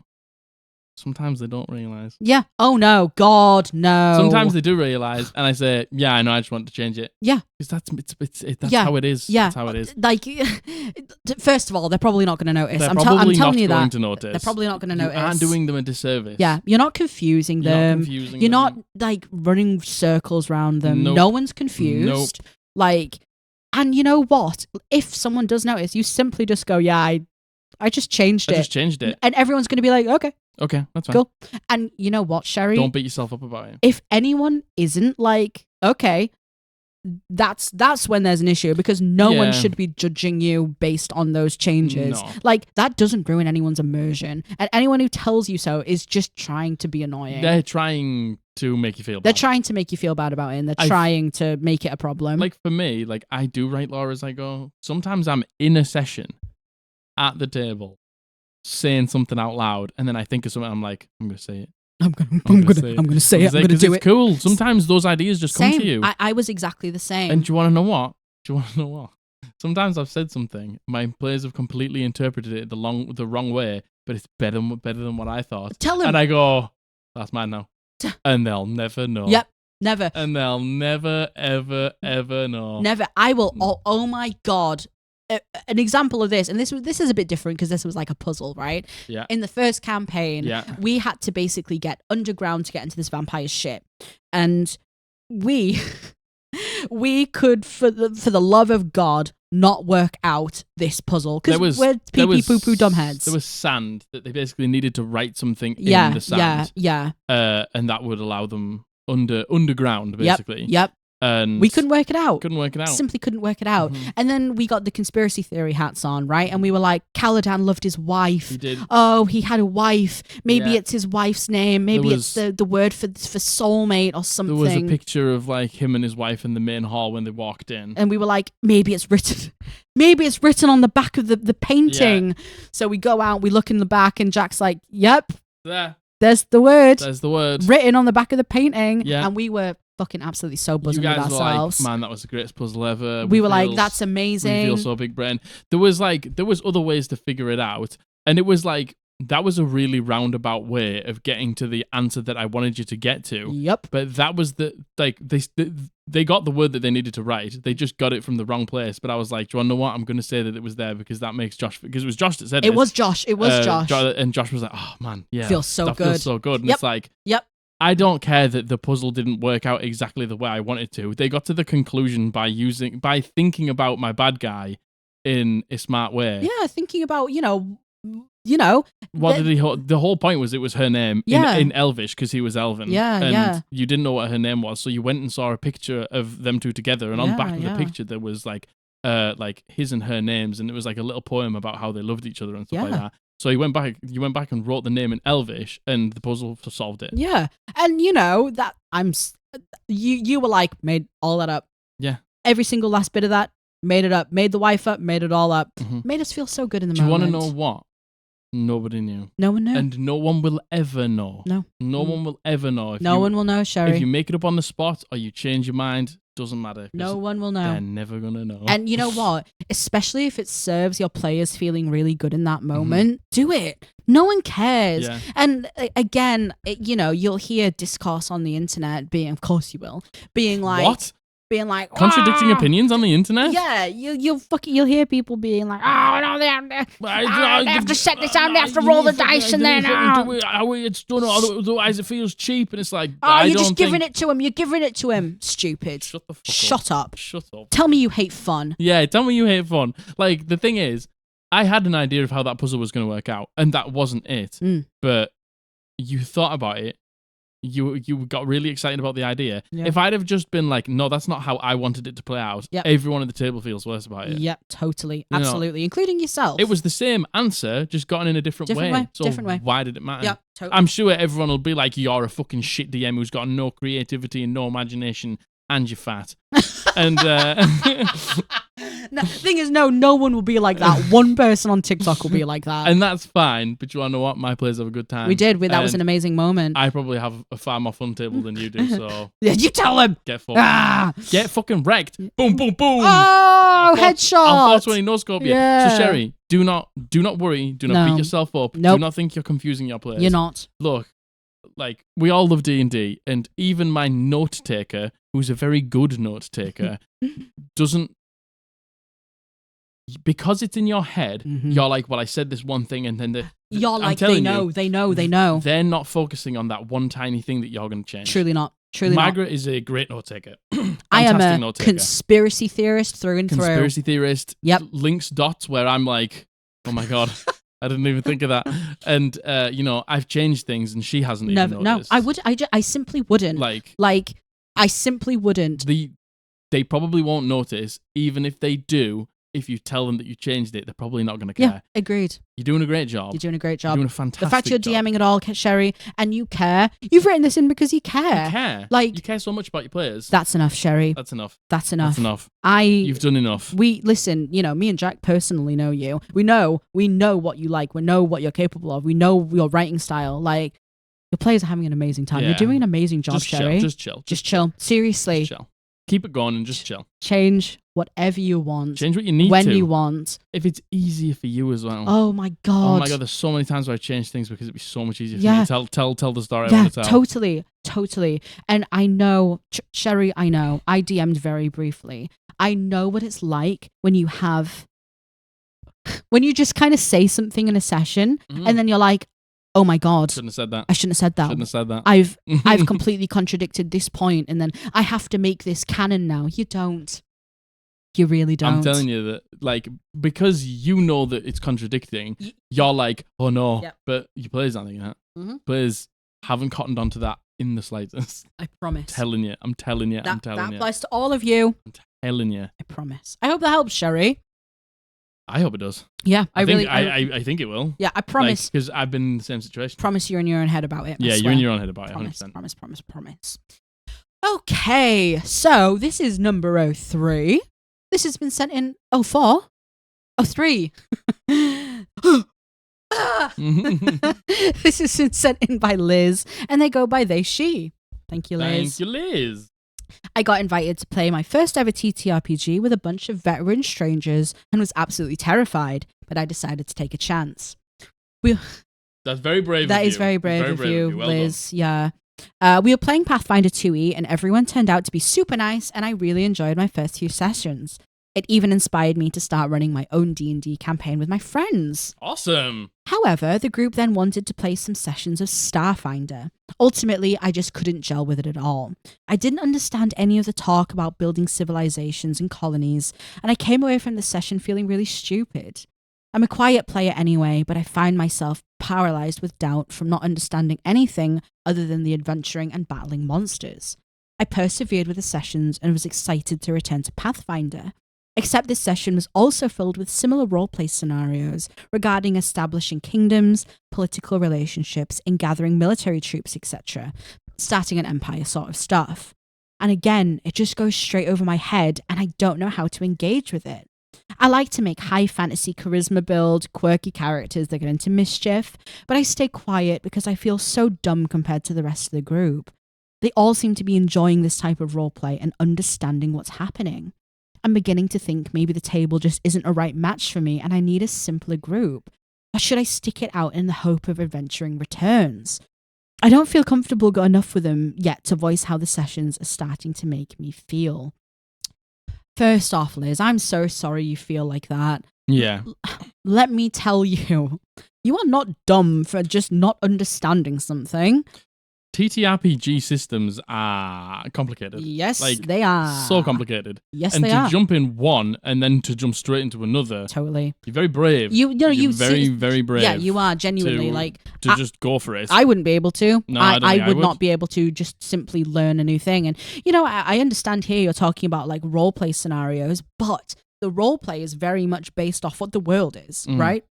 And if the world has a lot of that stuff in it, of course the roleplay is going to go that way. And, there is nothing wrong at all ever with just not liking the way a game is ran. Totally. Like, that doesn't sound like something I'd be interested in. Nope, like, same.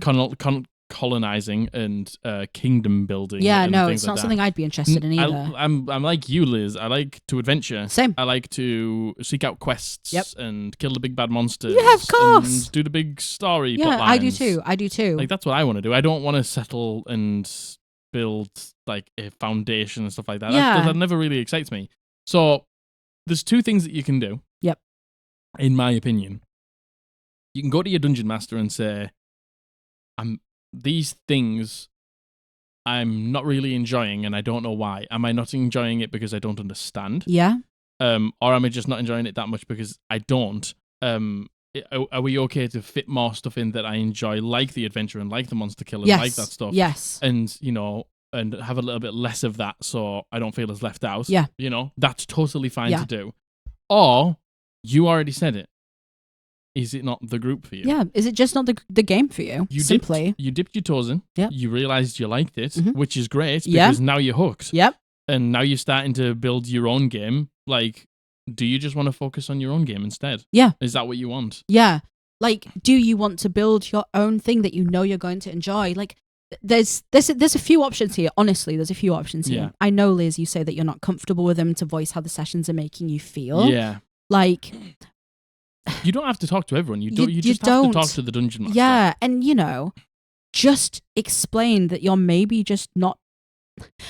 First of all, Liz, I think you need to really ask yourself, is it a case of you don't understand them or do you not like them? Yeah. Because if you don't understand them, hey, everything can be learned. Seriously, everything can be learned. Everything can be learned. Like, especially if you voice your concerns, your DM should take the time to go over it with you and you can learn. Yeah. Like, that's not a problem. 100%. If it's a case of you don't like it, then just don't play it. Just don't play it. Then just don't play it. Nobody's forcing you to play it. Yeah. Like you said, the thing is, you've taken the first step. You've plunged into a game with vet players playing 2E. Yeah. Pathfinder, Number Crunchy Pathfinder 2E. Totally. Like, you've done the hard bit. Yeah. Like, you know the game. You know the game. You know the game. Like, if you want to just start your own game up or join a different game that you know is going to be a little bit more catered to what you want, do that. Totally. I think what you need to do is genuinely ask yourself right now, would you rather focus on the game that you've just started,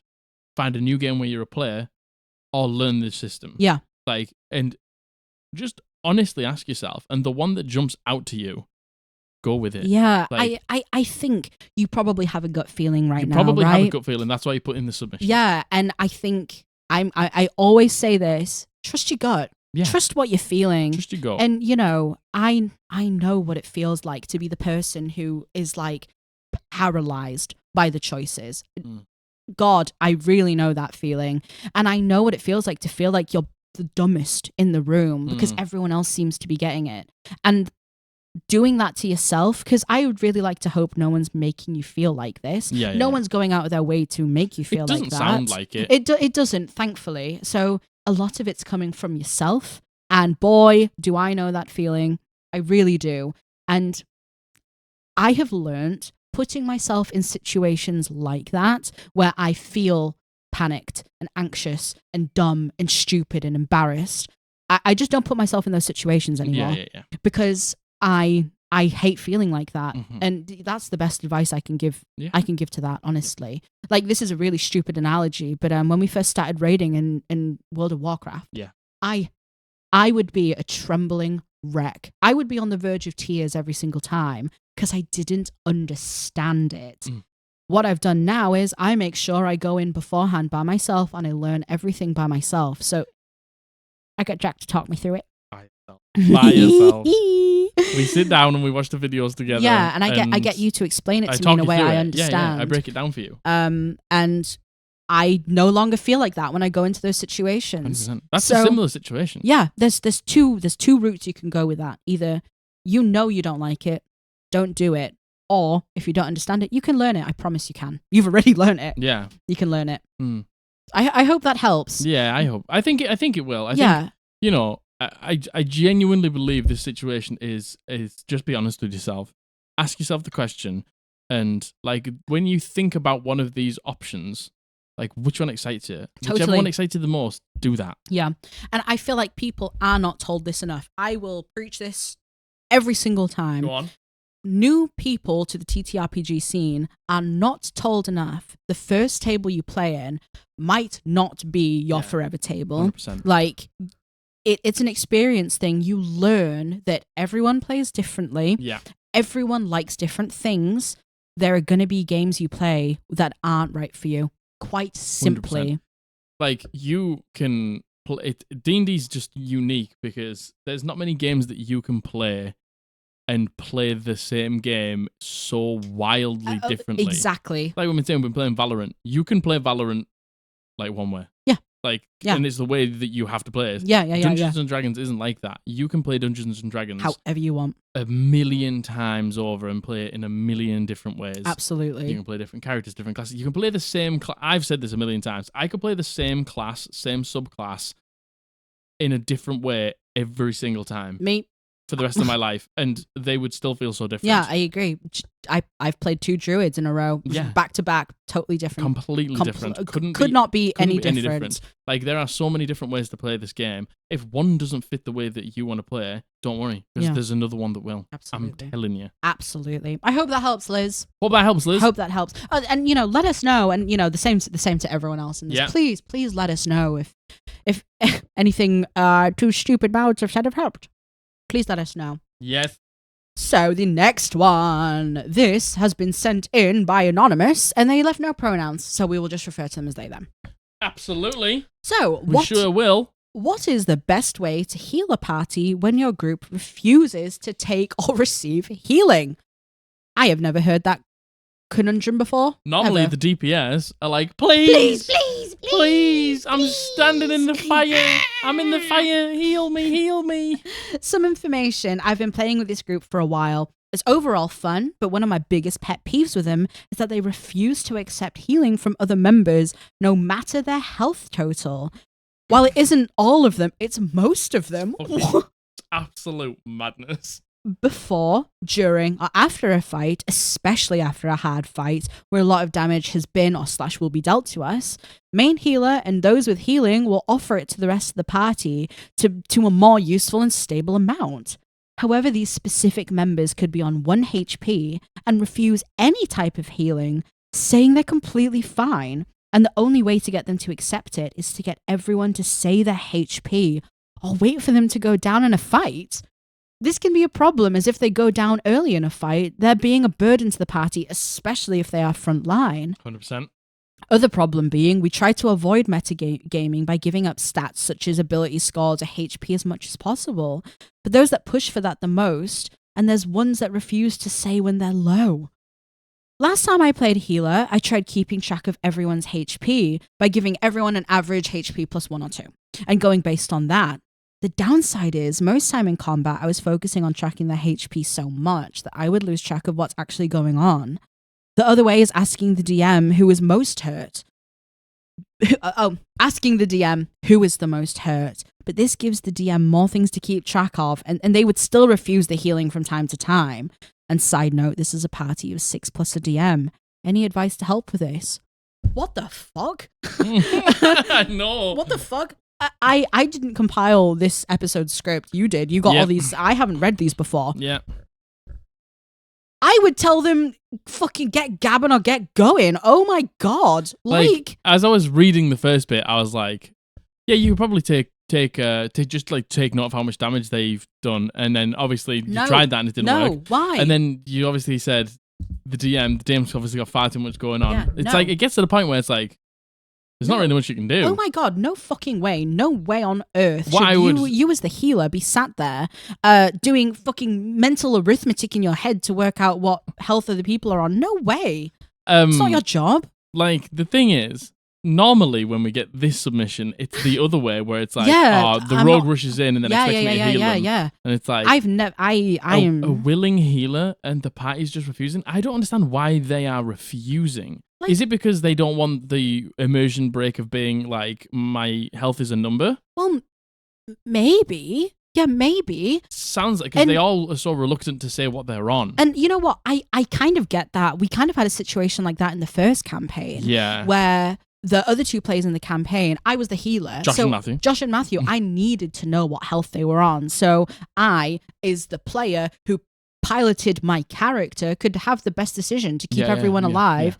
And there was a little bit of resistance in the beginning to give me the numbers, and I had to be like, tell me what fucking numbers you're on so I can do my job properly, because you're making it really hard. Yeah. And it's literally exactly as what OP's saying here. Like, if a frontliner goes down and has to be, listen, we all know the yo-yo effect of when you go down in D&D, because healing's so bad. Yeah, like, yes, you're a burden. You're a burden, especially if you're refusing healing. If you go into combat, but you're basically making it far easier to TPK. If you go into a combat with like no hit points and have refused healing, and you go down in the first round of combat, you're wasting everyone else's action. You're wasting everyone else's bonus actions.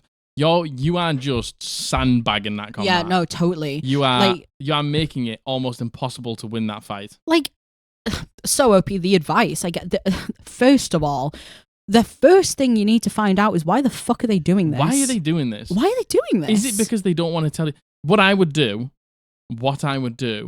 is just heal them. Just heal them. Don't even ask. Just heal them. Don't even ask, and be like, I use a 2nd level spell to cast Cure Wounds on the paladin. And if he's like, no, it's like, well, it's done now. It's done. Yeah, exactly. Done. I've spent the spell slot. It's done. Be firm in what you're saying. Yeah, just do it. Just do it. And don't be like, you know, if you can see, and I'm not saying track the health, because wow, that is a whole ass job. I hope you are salaried for that.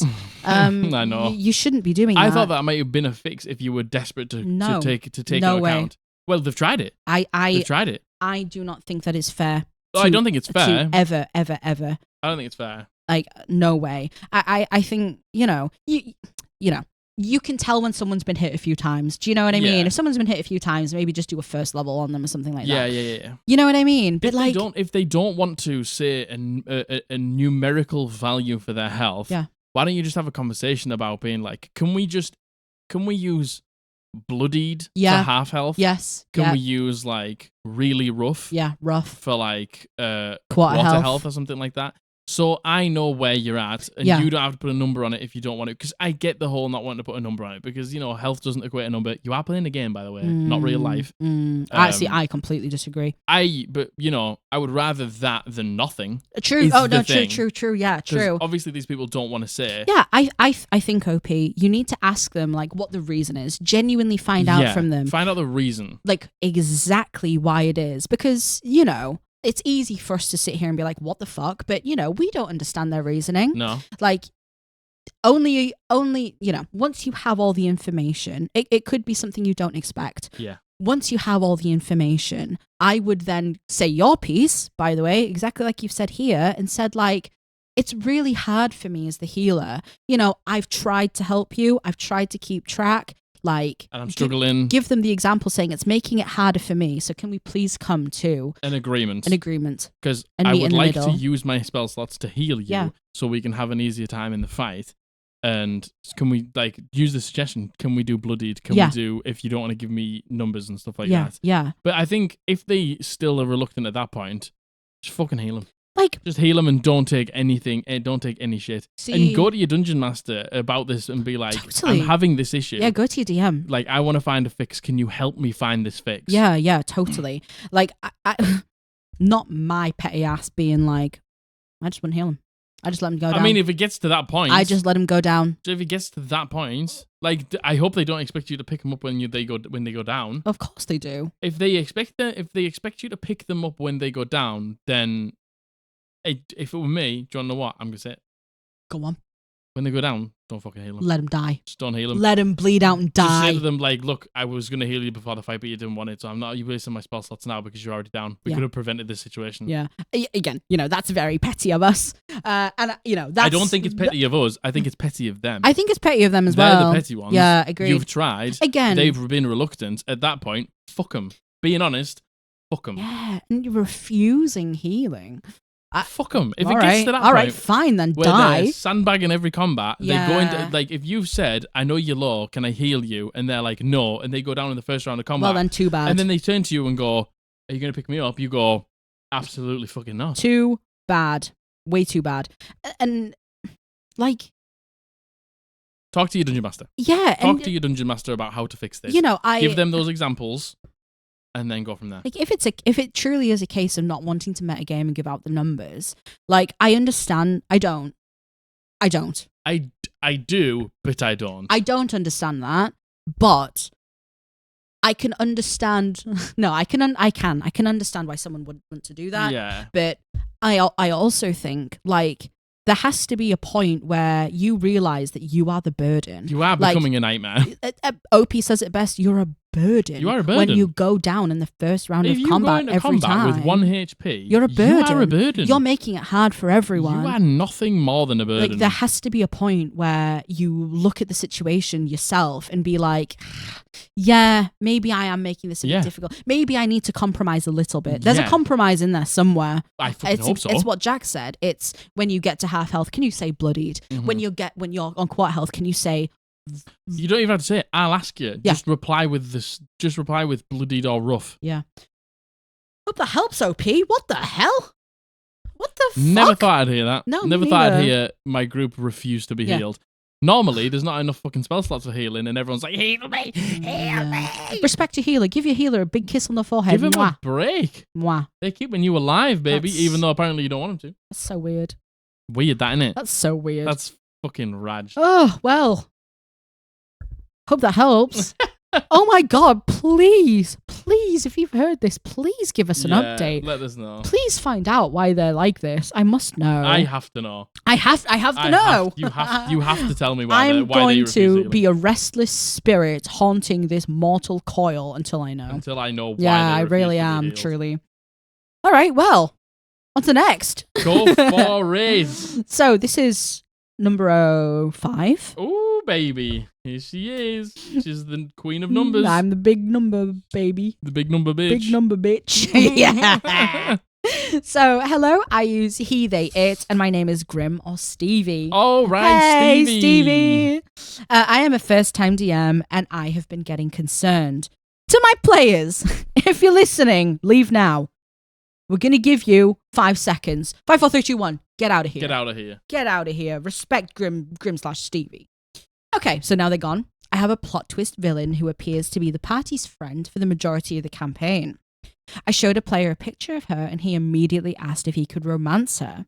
I have no problem with this personally, and I think it could lend to some awesome parallels for their character. My main concern is them getting upset about this, and I'm unsure how to proceed.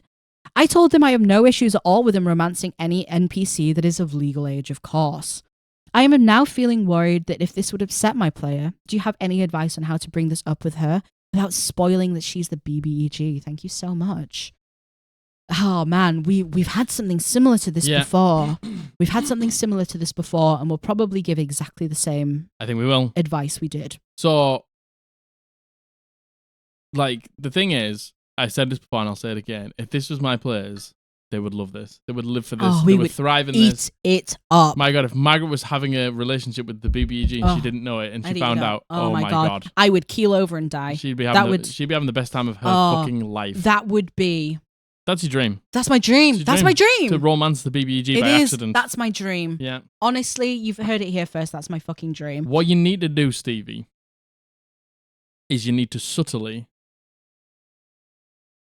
say things, subtly do things. Mm-hmm. Do they maybe walk, like maybe the romance begins and this person walks in on them and they like hide something quickly? Yep. Do they say something maybe just a little bit suspect? Yeah. Do they maybe say something regarding the main plot that maybe they're not supposed to know? Maybe they weren't supposed to know. Yeah. Something like that. Yeah. Just drop these little hints, and as soon as they get a whiff, as soon as they say, that was weird, stop. Yep. Stop there. Leave it. Stop there. Leave it. Don't say anything else. Don't address it again. Don't address it again. Do not ever, don't linger on it. Don't linger on it. Don't bring it up. Just don't go. Repeat it. That's it. Just go. As soon as the doubt is there, then the doubt is not going away. The doubt will never go. It will never. The doubt may go, and if it goes, do it again. That's their fault. Well, if do it again. Oh yeah. If it happens again, do it again. So like it's giving them enough that it's able to be figured out, but it's a speculation figuring out. Yep. Don't tell them. Yep.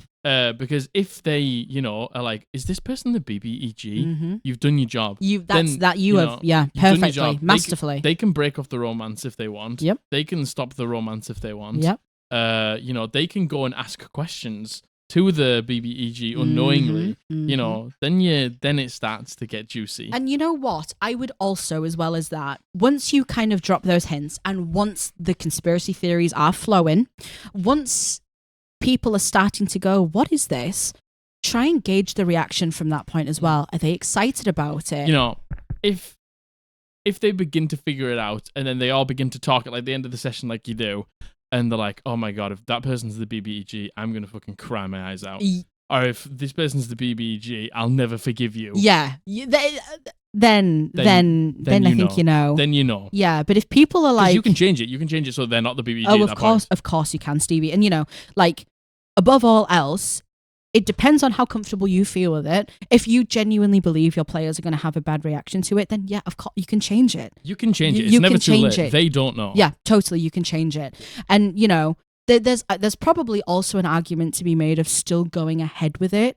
But I would always put your players' happiness and your players' enjoyment maybe over that. Yeah. Like, hey, you're the DM. You can do whatever you want. Do whatever you want. You can make the BBEG anyone you want. Do you know what I mean? Yeah. But yeah, I think if the conspiracy theories are going and they're eating it up, breakfast, then there's your answer. There's your answer. Drop the hints so they can latch on enough to make the assumption themselves. Yep.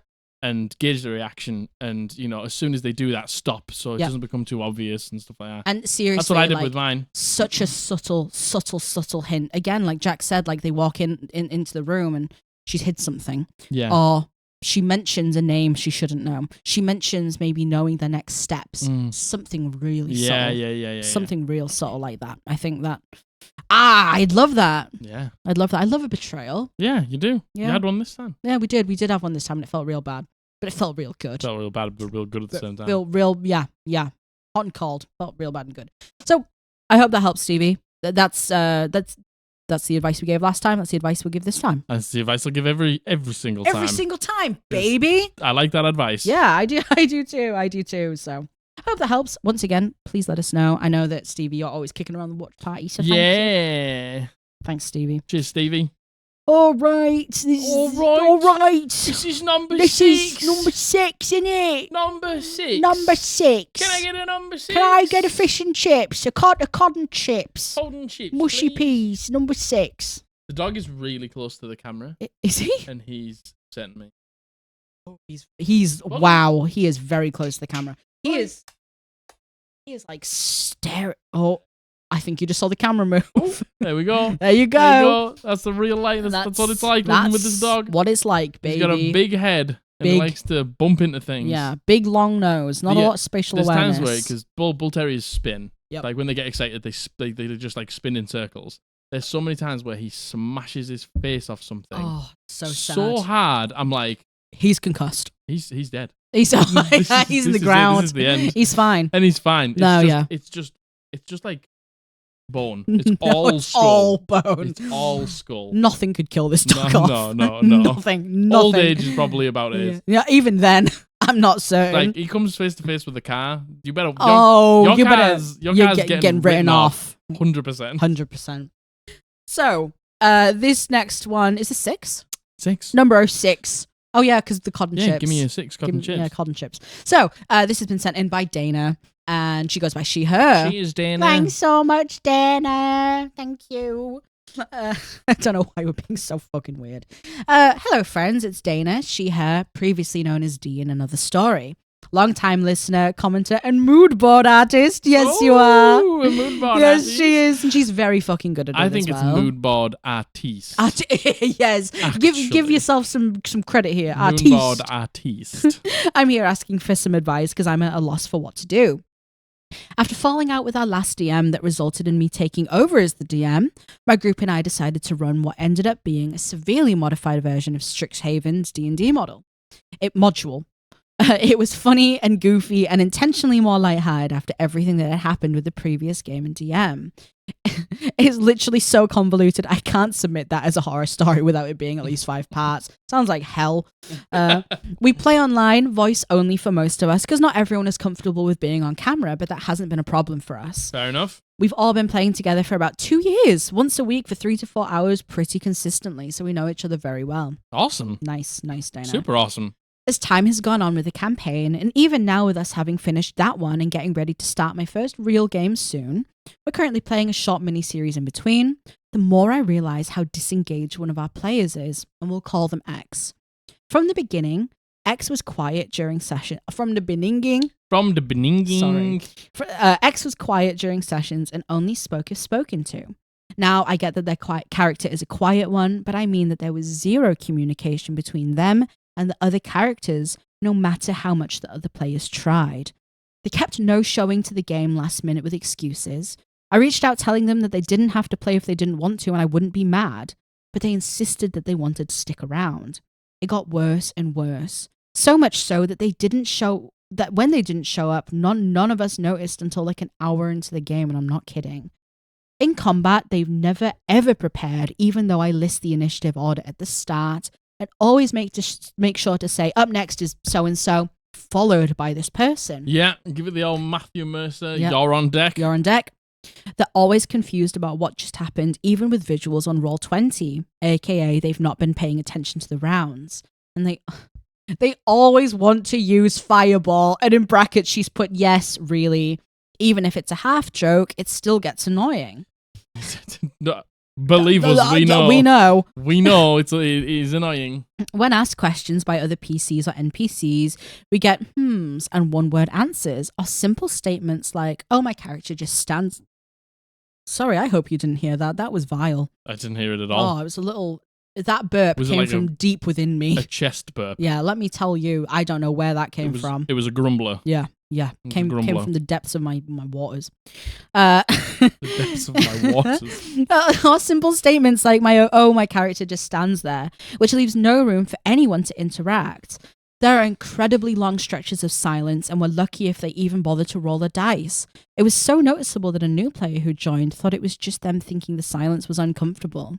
And it's not just them being tired or wanting a break or having technical issues. They're literally sending memes and links and messaging me on other social media during the session. They derail the game, but by bringing up completely unrelated topics or things that happened outside of game, or by quoting memes or shows and disrupting the flow only to laugh and say sorry. I don't know what to do without risking an out-of-game friendship, but I know when I start my next campaign that I cannot play with them like this. It breaks my heart seeing my friends DMing this mini-series, one of whom who hasn't DM'd before but is doing amazing, get treated this way as well, and it makes me even more mad when it happens to me.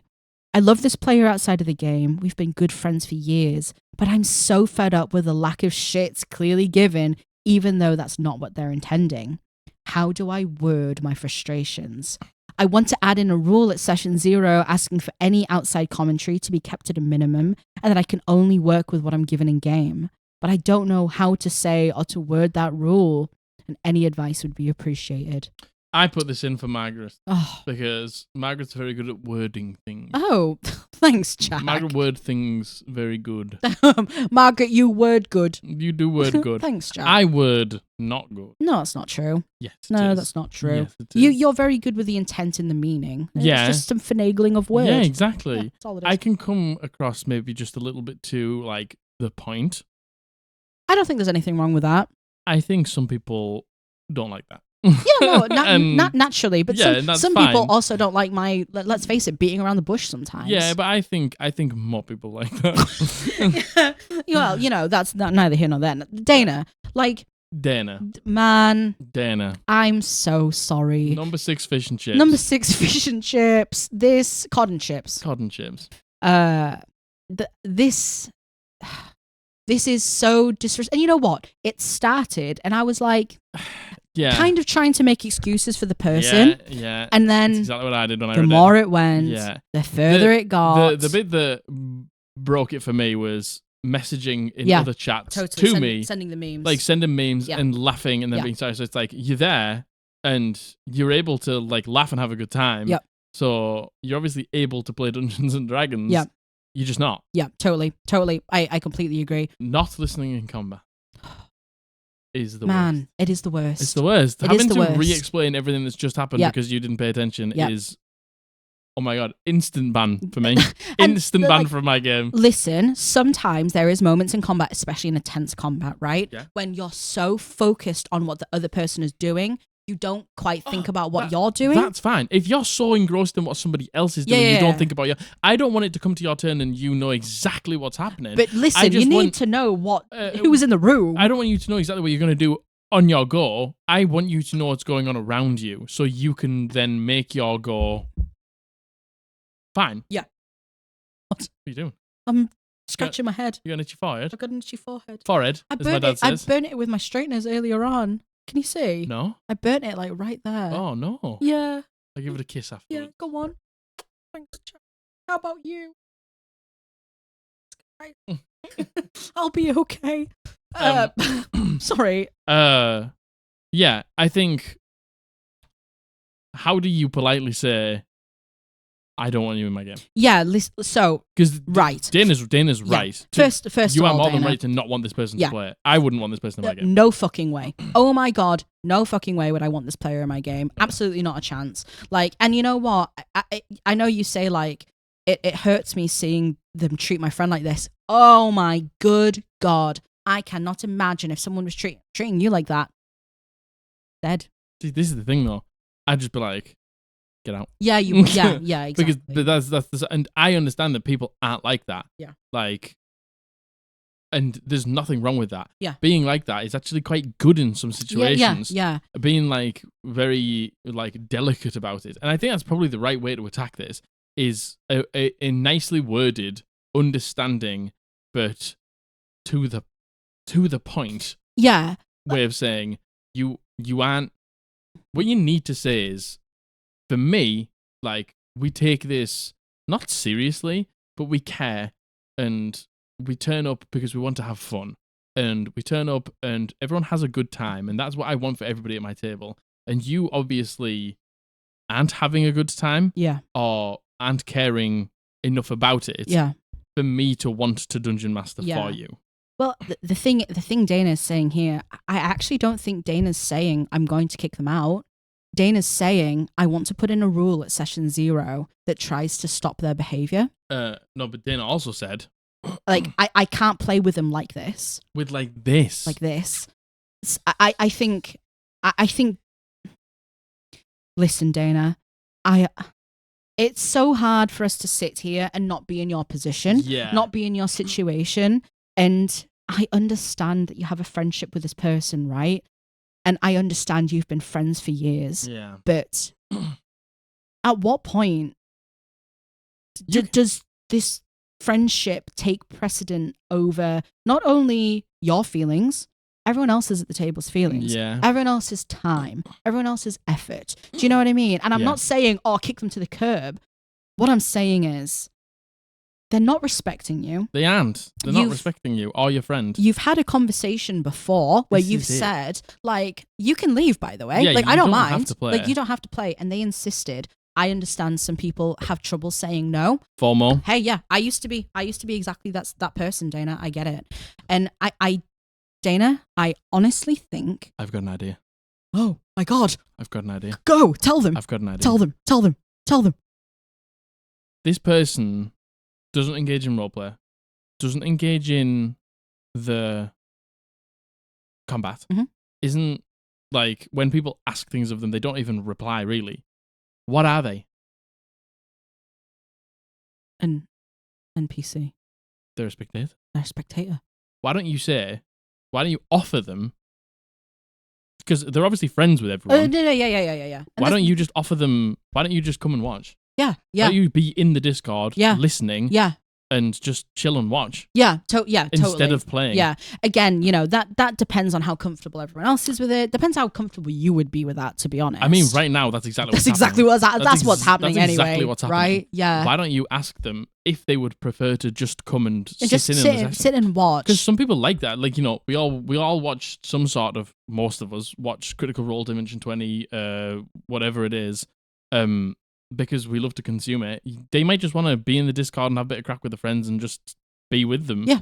And not have to give anything. Yeah, totally.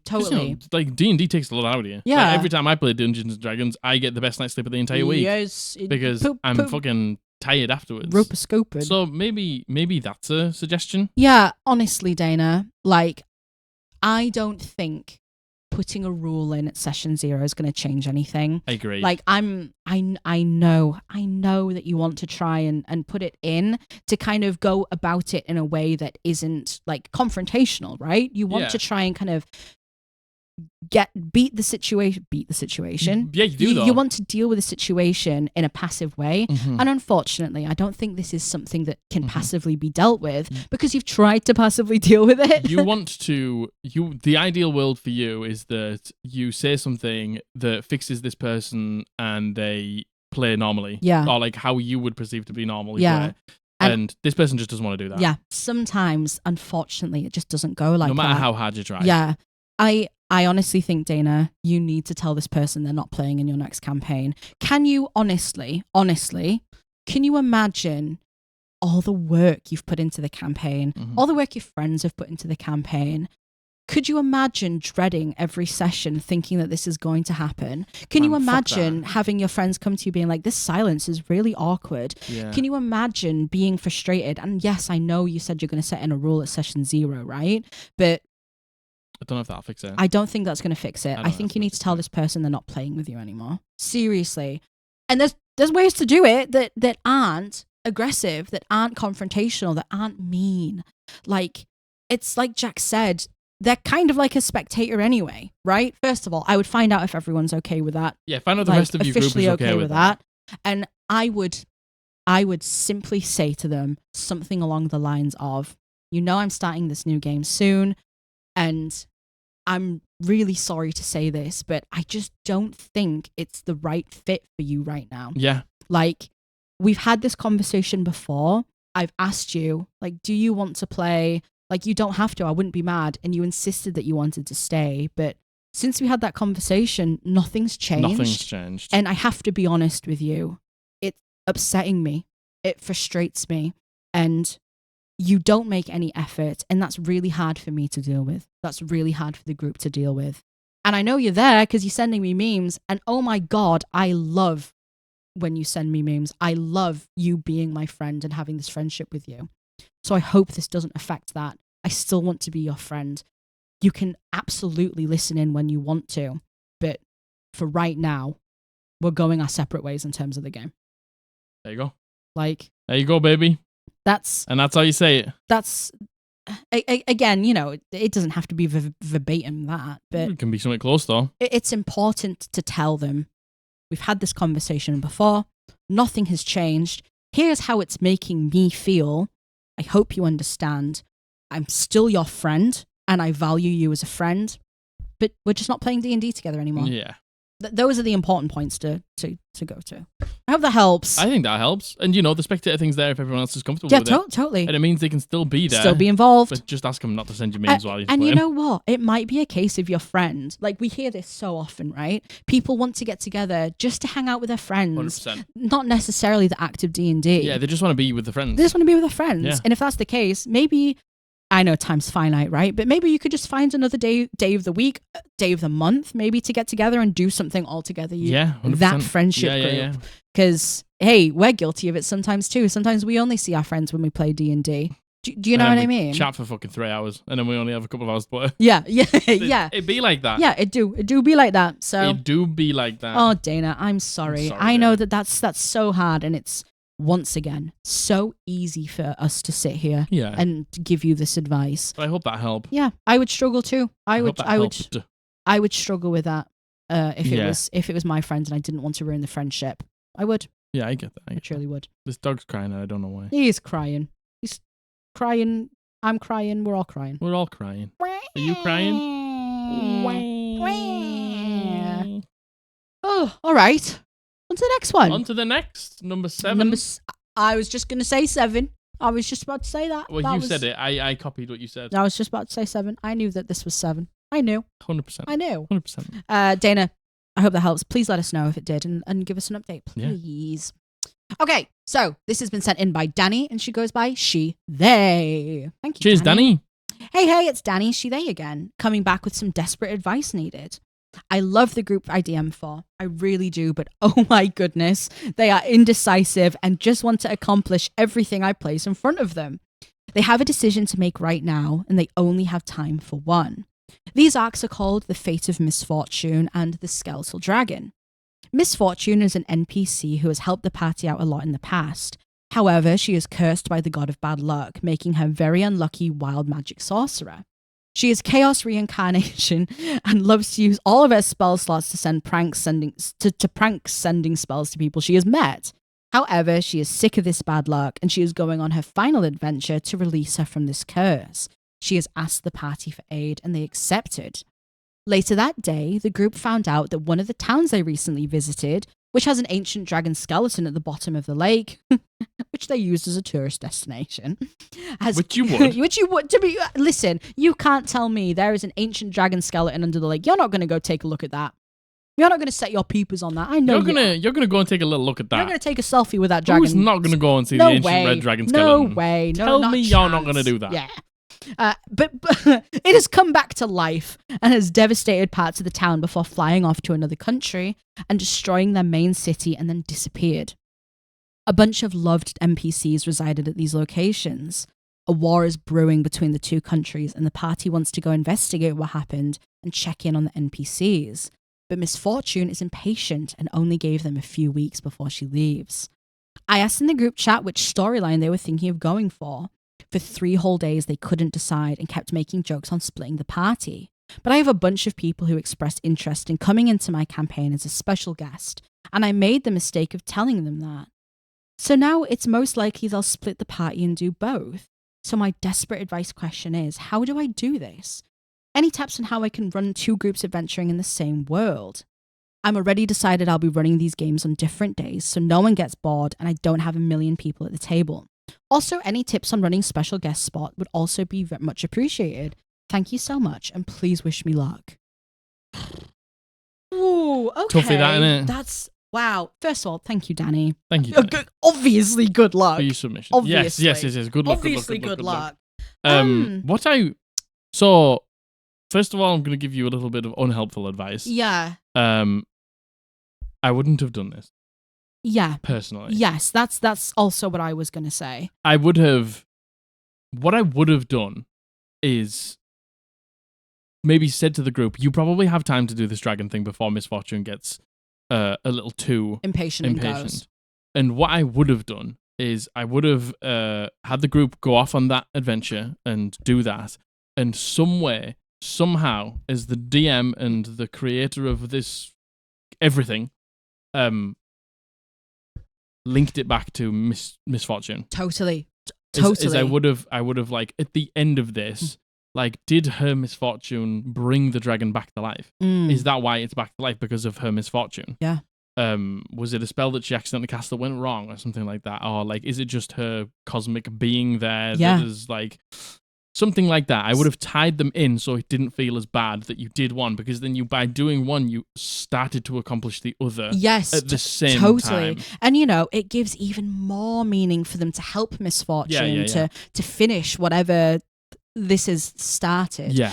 But I know that that's kind of retroactive. A little bit useless now. To be honest. If there is a way you could do that. Yeah. I would. I don't know how you feel about being retroactive with these things. My genuine, and I'm sorry that this might come across as, not helpful, because I'm aware that it might not be.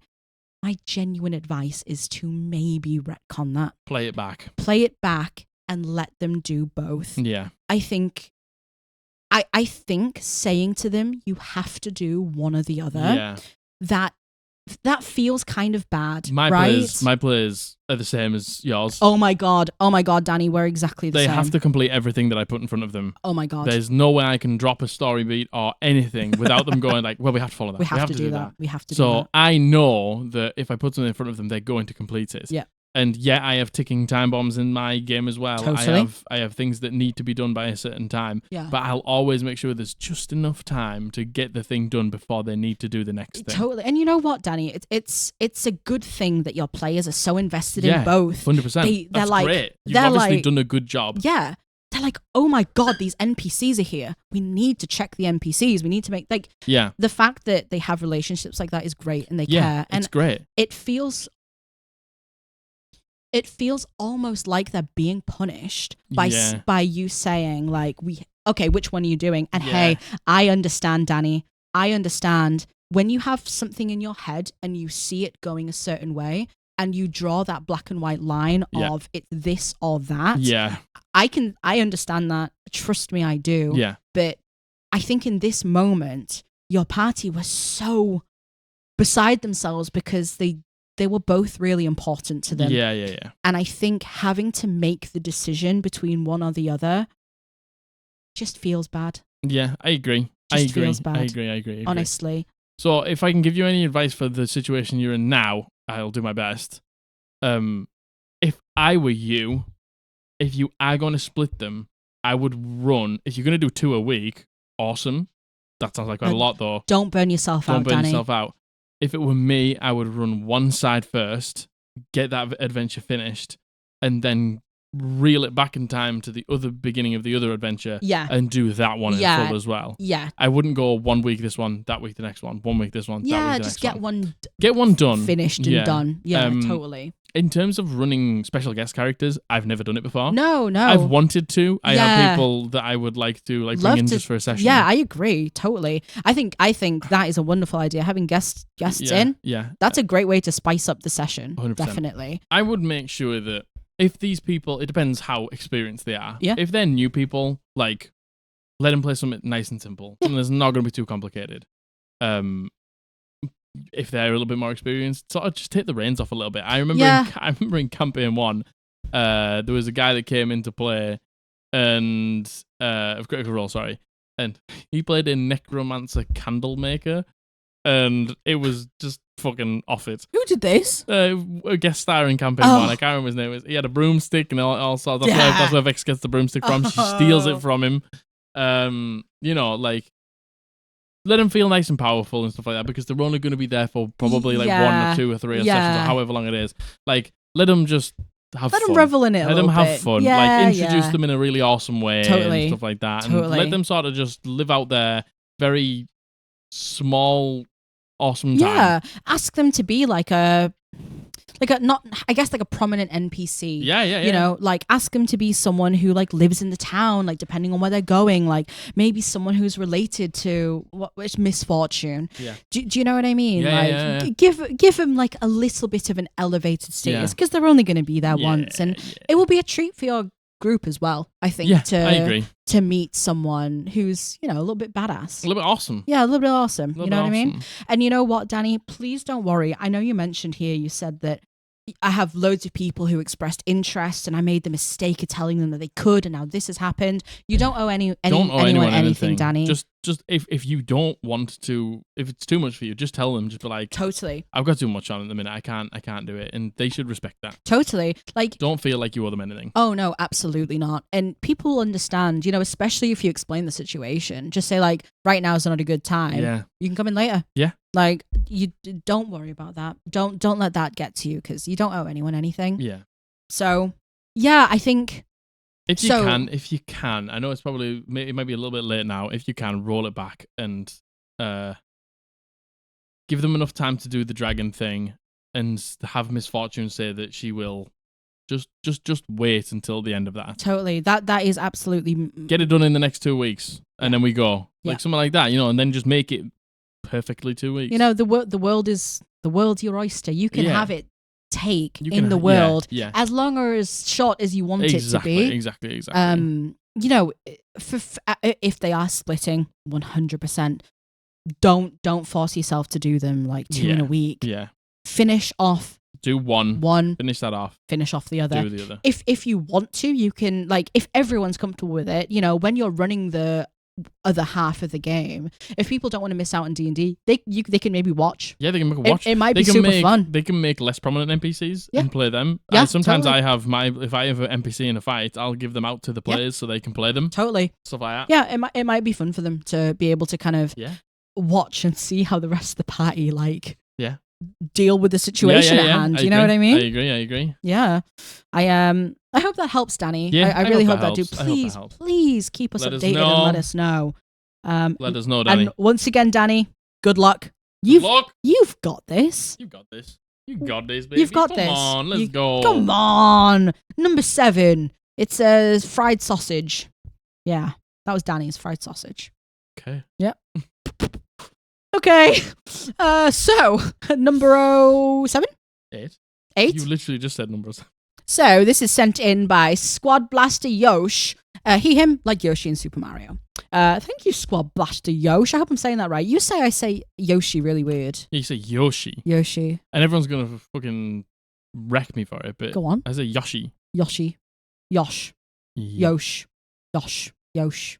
Yosh. Yosh. Yosh. Yosh. Yosh. Yeah. Because the thing is, if you said Y-O, it's Yo. Yeah. But if you said Yosh. Josh, J-O-S-H, it's Josh. Yeah, God, the English language sucks. So it's Yoshi. Yoshi. But I imagine loads of people say Yoshi. Yoshi. I say Yoshi. Yoshi. Yeah. Anyway, thanks, Yoshi. Tell us who's right. Thanks. So, hello, love the podcast, and I wanted your ideas on how I could build a tank character without multiclassing into barbarian. For my next campaign, I want to play a druid, and I think a tank would be a fun role to play. Agreed, baby. I typically hear that tanks multiclass into barbarian, but I want to try and give it something different, even if it's suboptimal. I've been thinking about multiclassing into cleric or paladin since they have some cool spells / abilities like spirit guardians and the interception fighting styles. I have also figured since I can hold concentration while I wild shape, that may allow for some interesting combo plays. Do you have any recommendations on what class I can combine with druid to make a fun tank without multiclassing into barbarian? What stats and proficiencies should I prioritize? And what are some cool abilities / spells that may combo well together? Thank you for any advice that you can give. All right, baby. Listen, have you tried barbarian? Have you multiclassed into barbarian? I play druid barbarian, and it's the most fun I've ever had. I absolutely love it, but I can completely respect the fact that you don't want to multiclass into barbarian, because that is typically what you see, right? Yeah. It's either barbarian or fighter, I feel. So the thing is, right, when it comes to tanks in D&D, most of the time, a lot of people just make them massive AC, loads of hit points, and a melee fighter. Yeah. Like, that's what most people do. I watch a content creator called D&D Optimized, and he always says, just being a stack of hit points, just being a AC monster isn't the only way to tank. Yeah, totally. He says the best way to tank is to make it really hard to hit everybody else in your team. Yeah, loads of battlefield control. That's the best way to tank, in his opinion. And if you're a hit point sack monster, then you're all right, because you're going to be able to soak up a bunch of hits and you're going to do a good job. But the thing is, it's like, what's stopping them hitting anyone but you? Yeah. That's where it comes. If you want to be tactical about it, then that's where it comes in. Yep. So, first of all, you've got a good one with druid already. Great. You've got a good one with druid, because honestly, there's things like spike growth. Yeah. That is great to put in between people. Entangle.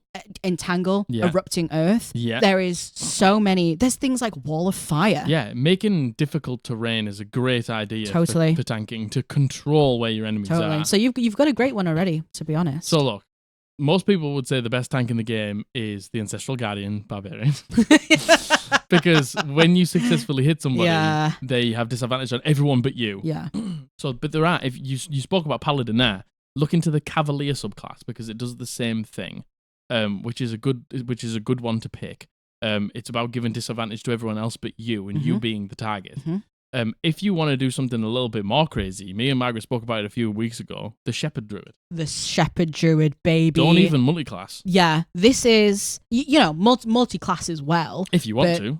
It's 3rd level, you get your... Is it 2nd level? You get your druid subclass? Yeah, you get your druid subclass at circle 2. Yeah, so you can go into shepherd, and it is a different way of tanking, but the shepherd is a summoner. And when you get 3rd level spells, you get something called Conjure Animal, and you can summon up to 2 CR1 beasts, 1 CR2 beast, and a whole bunch of other little shitters that you shouldn't worry about. Yeah. But hey, they make perfect tanks. They are. You literally summon your beasts. I always used to summon 2. I used to summon a bear and a tiger, and you send them in. You're concentrating on 1 spell, so you still get your action economy as well. And then you can just put the beasts in the way of the things. Yeah. And it's got a 60-foot range when you cast it as well. 100%. Like, it's a great option. So you could be inadvertently tanking. How about something like this? You could do that. You could concentrate on something like that. Like as a shepherd druid, get your aura up and get the unicorn aura up and keep them keep your summons in there so they're constantly getting the healing from the unicorn thing. You could go into something like warlock and take repelling blast and just walk around the battlefield blasting them. If they're trying to get away from your bears, just blast them into the bears. The bears have got 40-foot movement speed. Yeah. They'll get 2 attacks of opportunity every time they try and leave your bear's range. Like, you can tank without even needing to stand in there. Totally. Summon the beasts, put them in there, and just use your spells to, like, kite them in. Yep. And keep them in there. Put the difficult terrain down. Put the entangle down. Put the spike growth down. You can't do that because then you would need to concentrate on that. Yeah, so you wouldn't be able to do any of those things. You could do Erupting Earth, to be fair. Yeah. Like, just make it difficult for your enemies. Yeah. A way of tanking is... Can you keep them in one place? You're tanking. Yep. Can you make them not want to hit anything else apart from you or your bears? You're tanking. Yep. Like, tanking doesn't just have to be hit points. Yeah. So, yeah, I think that's a great way to do it. Yeah, Use totally. the Shepherd Druid. Use the Cavalier Paladin. Yeah.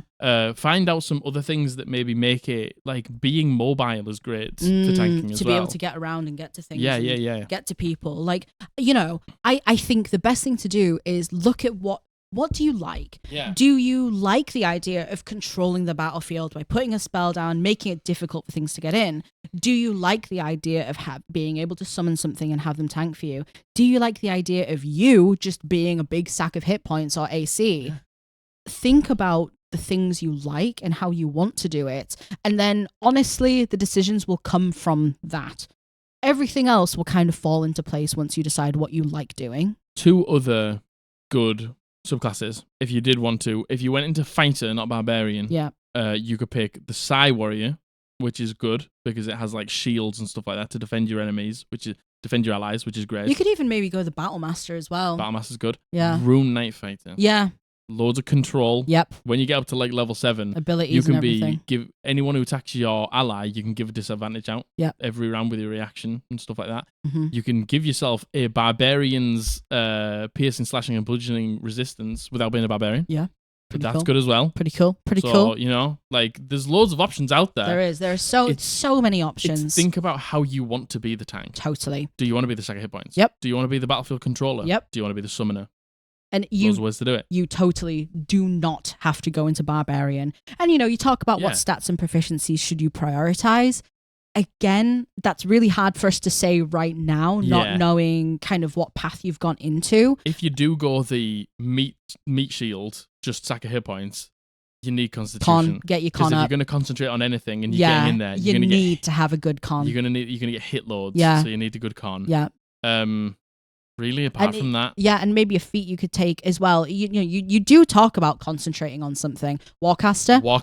Take Warcaster. So if you're going to try and get in there and be a melee, like a battle mage, you need Warcaster. Totally, that's what it's for. Absolutely, completely agreed. That's what it's for. Have a think, and if you see this, I hope you do, and you come to a conclusion, send in another, and then we can help you go through a little bit in depth more of what you've chosen, if that makes sense. Yeah. So this is all quite generic, but think about what you like. That's it. It's like a lot of people just they think tank and they think high AC, loads of hit points. Yeah. It's like there's loads of other ways to tank. Totally. Like, making yourself the target is the best way to tank. Yeah, totally. Or making your summons the target is the best way to tank. Yeah. And you know what? You're thinking the right direction here. You're thinking, I don't need to be optimal. Oh, here he is. Last time he stepped on my laptop. Yes, he did. Here he is. Don't. Oh, no. You're not, no, please. He's on the table. Get on the table. He's on the table. No. Oh, my God. Come on, you can't do that. Not on the podcast. Come on. Not on the pod. Any other time, not on the pod. He's on the table. We'll be right back. You're thinking along the right line. So we're back. We're back. Sorry. The dog got down and tried to get on the dining room table. We're back. You're thinking along the right lines of saying things like there's cool spells and abilities, spirit guardians, fighting styles. Think about what you like. Access to the shield spell's great. Totally. Absorb elements is good for tanking and things like that.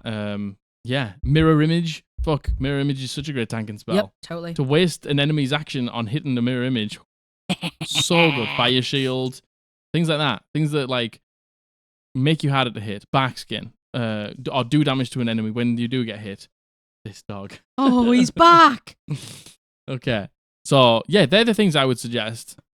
Yeah. Are they the things? Are they the things Daddy would suggest? What do you think? Are you in wild shape? Yeah. Are they things Daddy would suggest? Yeah, I think so. I think so. Oh, maybe if we just don't look him in the eye, maybe. He can just exist. Listen, everyone, calm down, calm yourselves, steel yourselves. He's here. He's a dog. He's weird. Oh, well, he's cute. What of it? He's pretty cute. I won't look at him. I hope that helps, Yosh. Again, please send up a follow up and let us know. So he's trying. He's trying. He's waddling.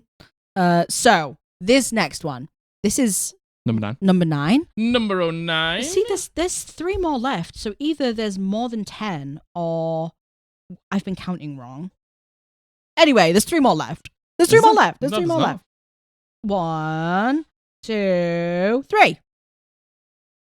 3 left. Okay. Jack. I didn't think there was 3 left. There's 3 left. Okay. I can see him with my eyes. I'm looking at him. So this is number 8? 9. 9? 9. 9? 9. 9? 9. And this has been sent in by Cletus, and he goes by he, they. Nice. Thank you, Cletus. Cheers, Cletus. Howdy, y'all. I am stressing. I've been a DM on and off for 7 years, and usually my table sizes range from 4 to 6 players. Recently, we started a new campaign with a table of 4, and one of the players, R, asked if they could invite someone.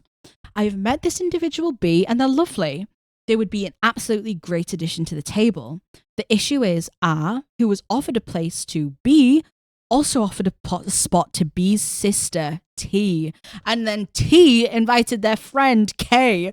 So you've gone from inviting one person to 3 people? 1 to 3. So what went from a possible table of 5 went to 7. I asked my current players if they would like to add people to the table, and the maximum that they said they would be comfortable with. And they all said we're all happy as long as it's not more than 10. I have hung out with B and T, and they are fantastic. However, I have never met K. T wants to invite her because she recently got out of an abusive relationship, is new to the city, loves D&D, and is a veteran player. It's the perfect time to add new players to the campaign as we just hit 3rd level and the main BBEG hasn't revealed themselves, / the main world problem hasn't been discovered yet, / it is still very introductory. And in brackets they say, my players move slow. I am hesitant because scheduling is already challenging. We have a set weekly time and date that we usually hit. I don't know K, but I do want to make friends. And if I say no to K, then T or B might also not join. Also, I'm hurt that people are just joining and not asking because larger parties usually disband versus ending, in my experience at least. Mm-hmm. However, all 3 of these people have D&D experience, which my current table is lacking. Yet, I don't know if I can manage 7 players. The largest I've done was an 8-person one-shot and it was hell. I keep feeling like the ending is always that I need to get over myself and say yes because there's not enough DMs to player ratio. I don't want to disappoint.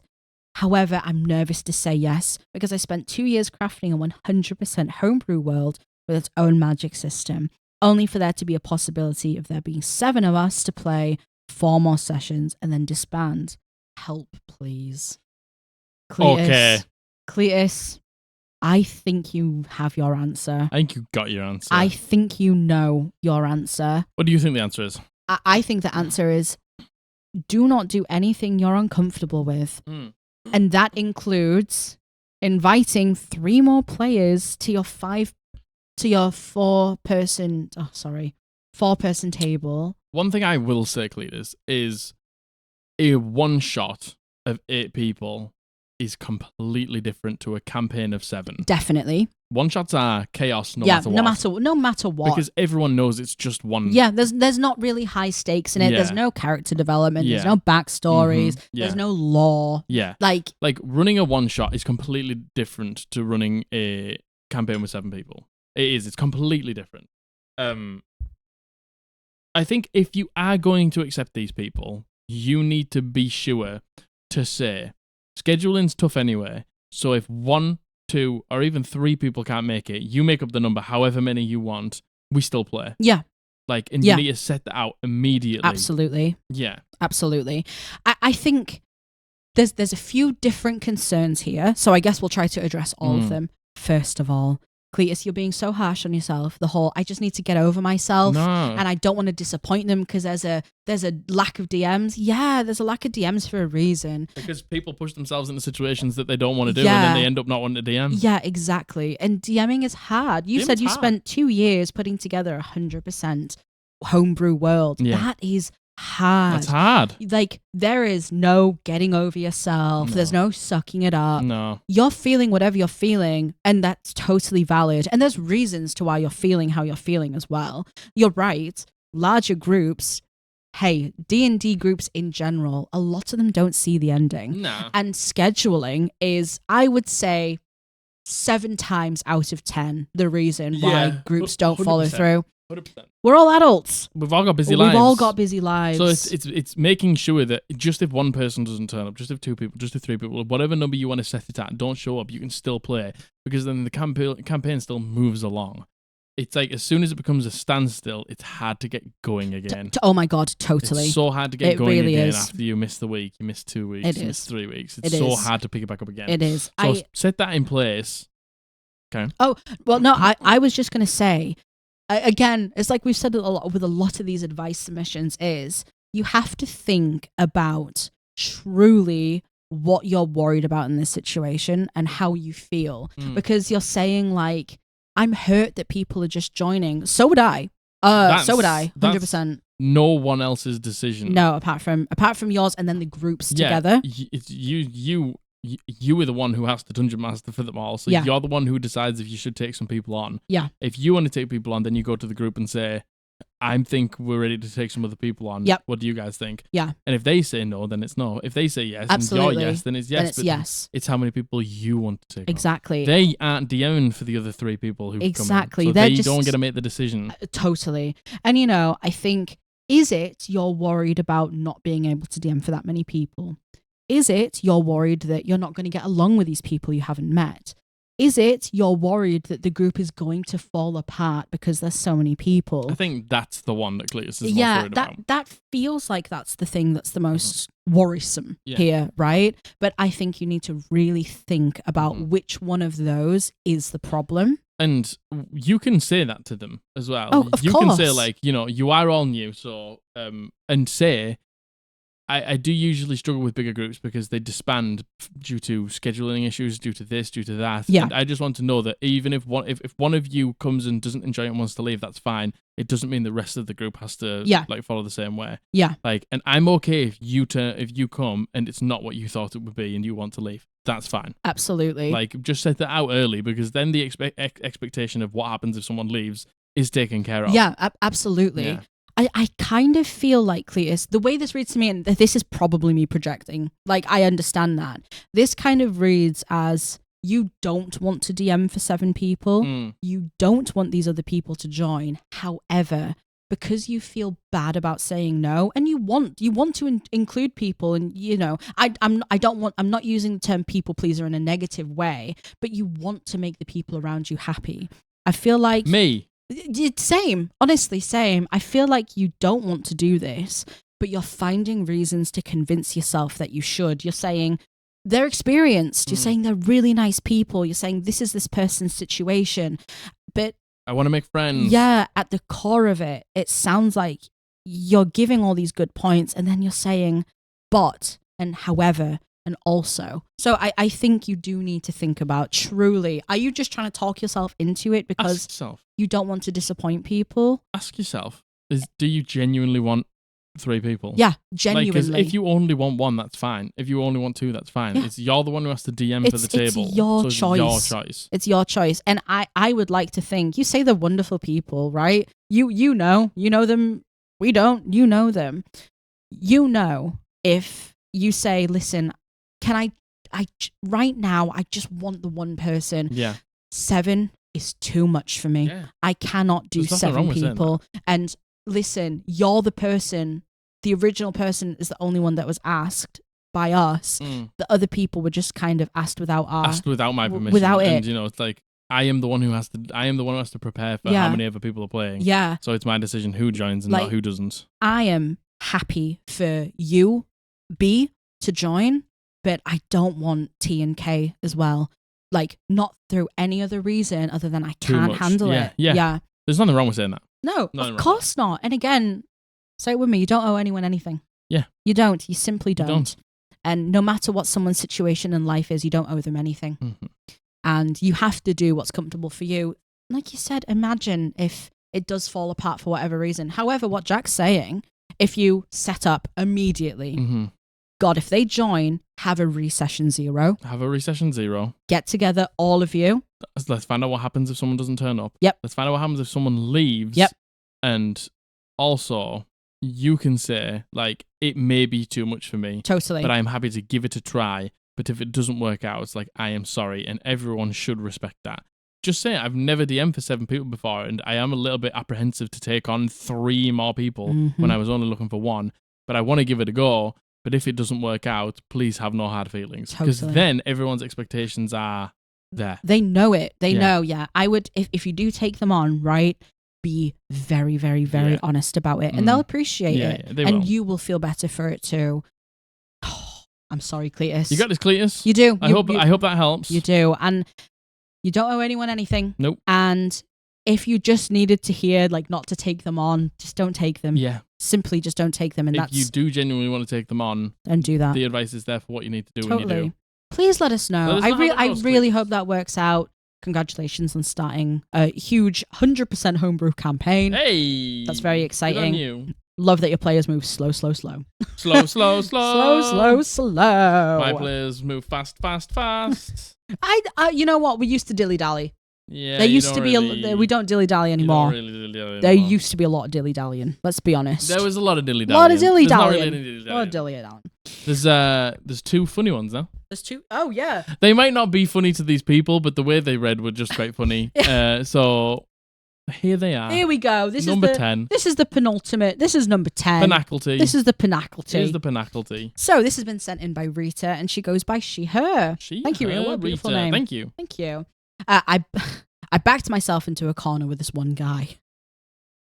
So my party has all decided that they are going crazy. One party member has picked up a cursed item and is slowly losing their mind due to it. They were already a loose cannon to start with. One decided to start harnessing their anger, used to be a druid, now they're part barbarian, because a loved one got hurt and goes off at the smallest things. Druid barbarian. One has visions, we established since level 1, that are more the divination kind that tells them what could happen. In brackets, they're never dark or gory though. However, they've decided that due to the pressure of the unknown, and since they've never encountered them, it is too much, thus madness. They have only had 2 visions. And then there's the monk, who's just a guy. I have no clue how to DM this party. Who all want to be crazy, and the others just want to use Stunning Strike. I asked the Divination Vision user if maybe they'd be more interested in exploring a personality switch from bubbly to dogmatic / hardened via a backstory event. And they went no, because being the moral compass is just too tiring and too much, and they'd rather just go mad. Haven't we all?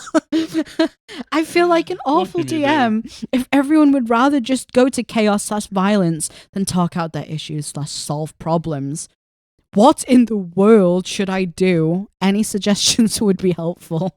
Oh my God, Rita. I don't think this is anything to do with you, Rita. Rita, in the nicest way possible, this has nothing to do with you. This has nothing to do with you. All of your players have just made a choice.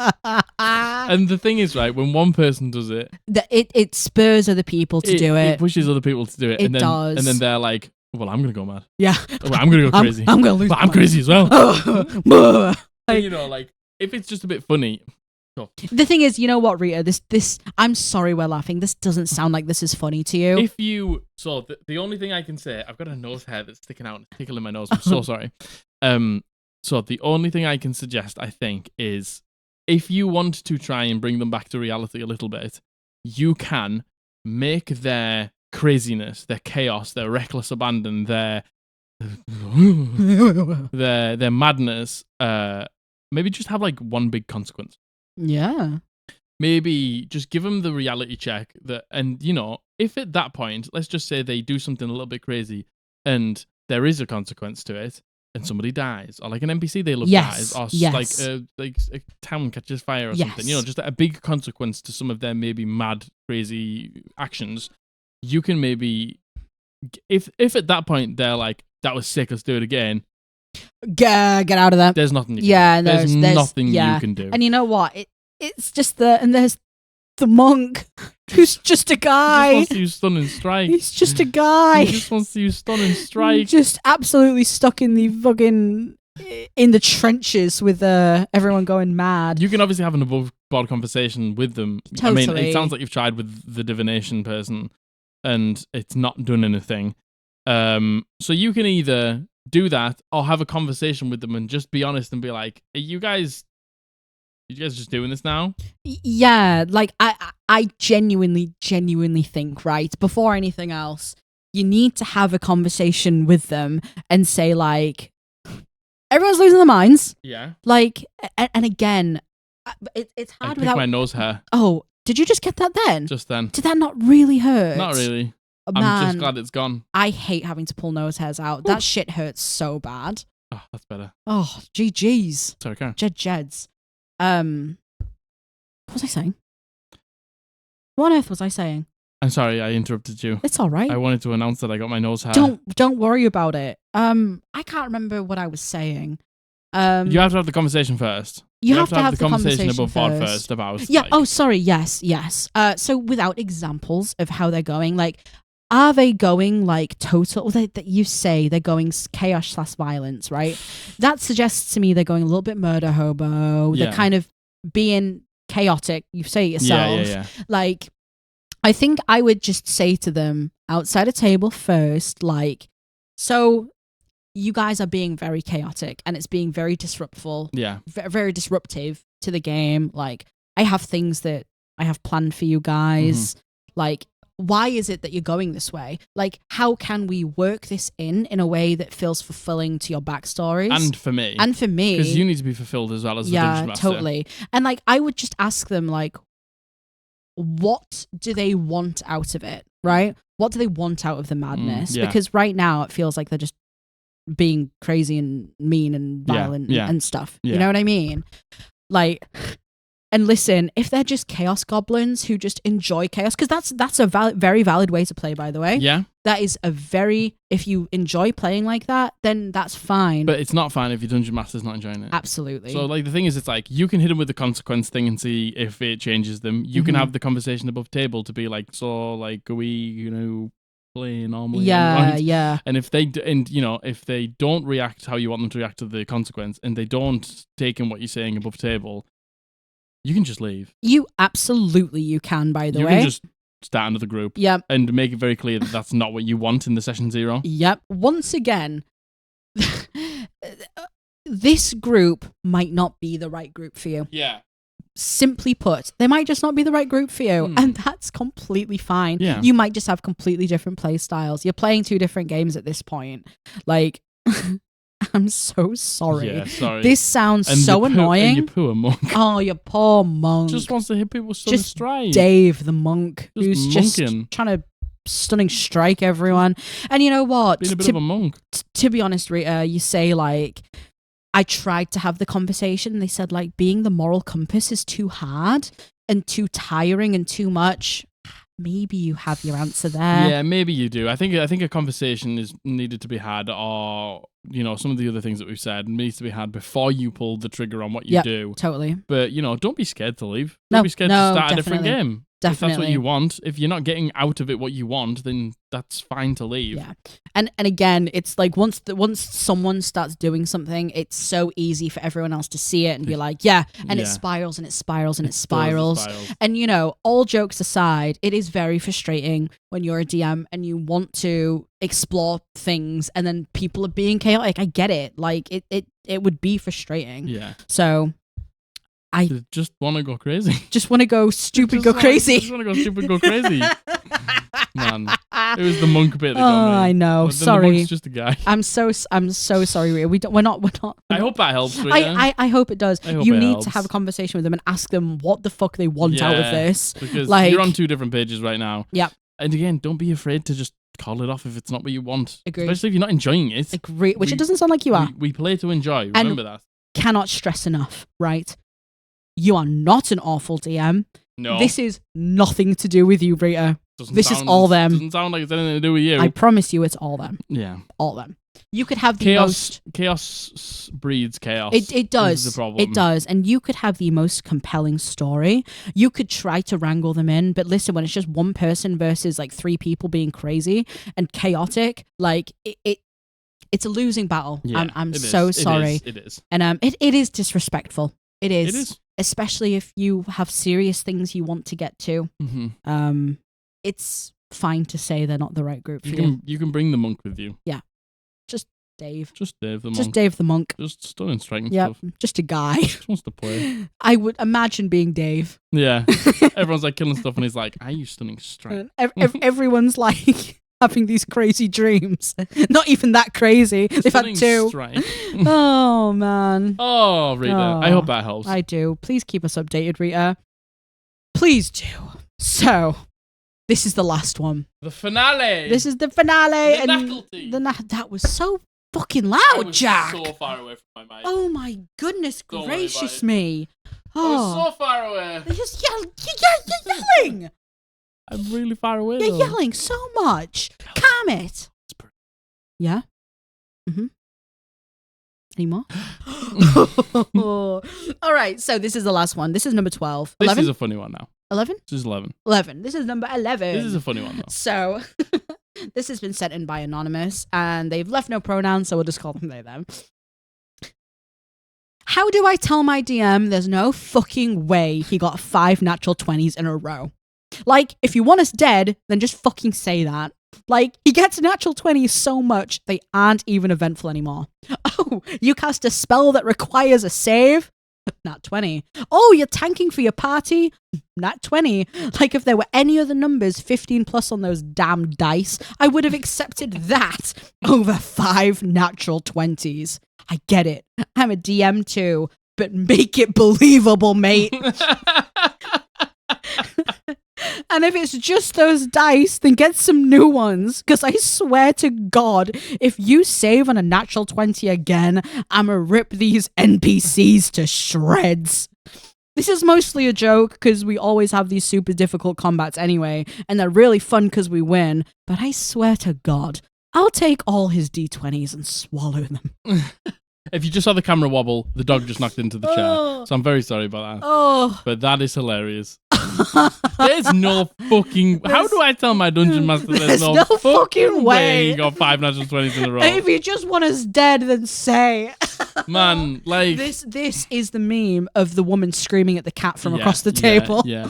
Like, I get it when you need to save against something desperately to have your plan, whatever. But, like 5 in a row.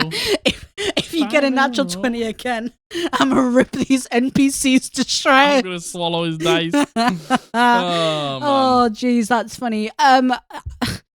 Fuck it, what advice do we have for this? Absolutely none. I have absolutely no advice for this. I realise that, OP, you even say that this is a bit of a joke. But, if you... you know what? Genuinely, if this is hard because it's like, how can you tell the DM? You don't know if it's There is a way that he rolls 5 in a row. Yeah, there is. But, if they're just constant natural 20, natural 20, natural like, 20, natural, there's no way. Like, that's the point. It's like when you get them, they're big because you don't get them all the time. Totally. So if you know. You know what? I would maybe, being completely serious here. Okay, go on. I would maybe say to the DM privately, like, that's a lot of natural 20s, and be like, you are accusing them, and just be like sometimes you could even say like it's not even like eventful anymore because there's so many, and be like, I don't know if it like you're rigging it or not, but just say like it takes us out of the immersion. If you were to do that, just know it takes us out of the immersion. And it feels really bad. Yeah, you can say that. You can say that. It's tough, innit? It's like, because it's like when big dice rolls happen, like, I am happy to roll them in front of the party. Yeah. Because, it's important. Like, if this is the spell that's going to kill the monster or it's going to kill you, like, I'm happy to roll it out in the open. Yeah, totally. Because it's fucking drama, and we love drama. Totally. And, sometimes it backfires when the root wall needs to go up and Humet is alone with Nidhogg, and then you roll a natural 1, and then you're fucked. Yeah. But, sometimes it is nice to roll them out. Because I've done it before, and I've rolled a natural 20 in front of my party. True. Last time I did it, I rolled a 20 and a 19. Yes, you did. So, Yes, you did. That's the point of fucking Dungeons and Dragons, man. Yeah, totally. Like, you need the dice to tell the story. Yeah. 99% of the time. Yeah. The other 1%. I'll die on the hill of the 1%. Yeah, the other 1% we don't talk about. The other 1% is, neither here nor there. But yeah, you can talk to the Dungeon Master and just say, like, if you are making it up, just know that it's killing our immersions. Literally just be like, that's fucking unbelievable. That's unreal. You got 5 natural 20s in a row. Be like, that's a lot. Mm-hmm. And it's getting to the point where it's kind of uneventful now. Yeah. And, I think it's tough because you're accusing them of cheating. You are. But, DMs, listen, if anyone's going to cheat, it's going to be a good DM. Because they're the only person who has to hide the rolls. Yeah. It's going to be the point of the DM screen. It's going to be your DM, right? And I don't care what you fucking say. Your DM is choose the roll. Don't care. My DMs never choose the roll, and they never would. I can't believe you say that. I can't believe you say that. Oh my god, you're such a fucking liar. My DM would never do that. They've probably done it. They've probably done it. Couldn't care less. Why do you think the DM? And you know what? It's because your DM should be doing it in moments where it makes the party feel good. And that's not being a sissy. That's not being a baby. That's not being weak. That's being a good DM and making sure your players are having a good fucking time. Good DMs don't lie, Margaret. Yeah. No. Okay. Anyway. They have. Just so they have. That's why there's a Dungeon Master screen. Yeah. I would just say, Ask yourself why there's a DM screen. Yeah. Ask yourself. Anyway. Why is it there? Yeah. Go on. Yeah. Go on. Think about it. Think about it. So yeah, OP, I'm so sorry. That's a really tough one. But if you want to, you can confront them and say like, he's breaking our mission a bit. If you don't want to, again, there's always the option of not playing with this Dungeon Master. If you wanted to, you could ask him to roll in the open, but that's also a little bit. Yeah. There's not really much you can do in this situation. Yeah, and you know what, OP, you do say this is a bit of a joke anyway. I get it. There's no fucking way roll 5 natural 20s. I'm going to rip these NPCs to shreds. I'm going to swallow his dice. Oh, that's so funny. Right, my dog is... He is so upset. Mind. He's in the campaign with Rhea. Losing his mind right now. He's going crazy. He's Rhea, chaos. You've given him one divination dream. The chaos has spread to my dog. So, we hope this helps. Thanks for being here for 50. Yeah. Wow. This is 50? Wow. Come on, show him. Oh.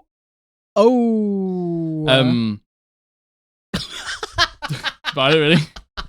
Bye. Pick up a t-shirt. www.eldritchpodblast.co.uk. Join the Discord. Link is below. We announce our new homebrew challenge on Monday. The dog is coming to say goodbye. Yeah. So, if you like the oh my god. If you like the video, leave a like down below. 1,000 likes when?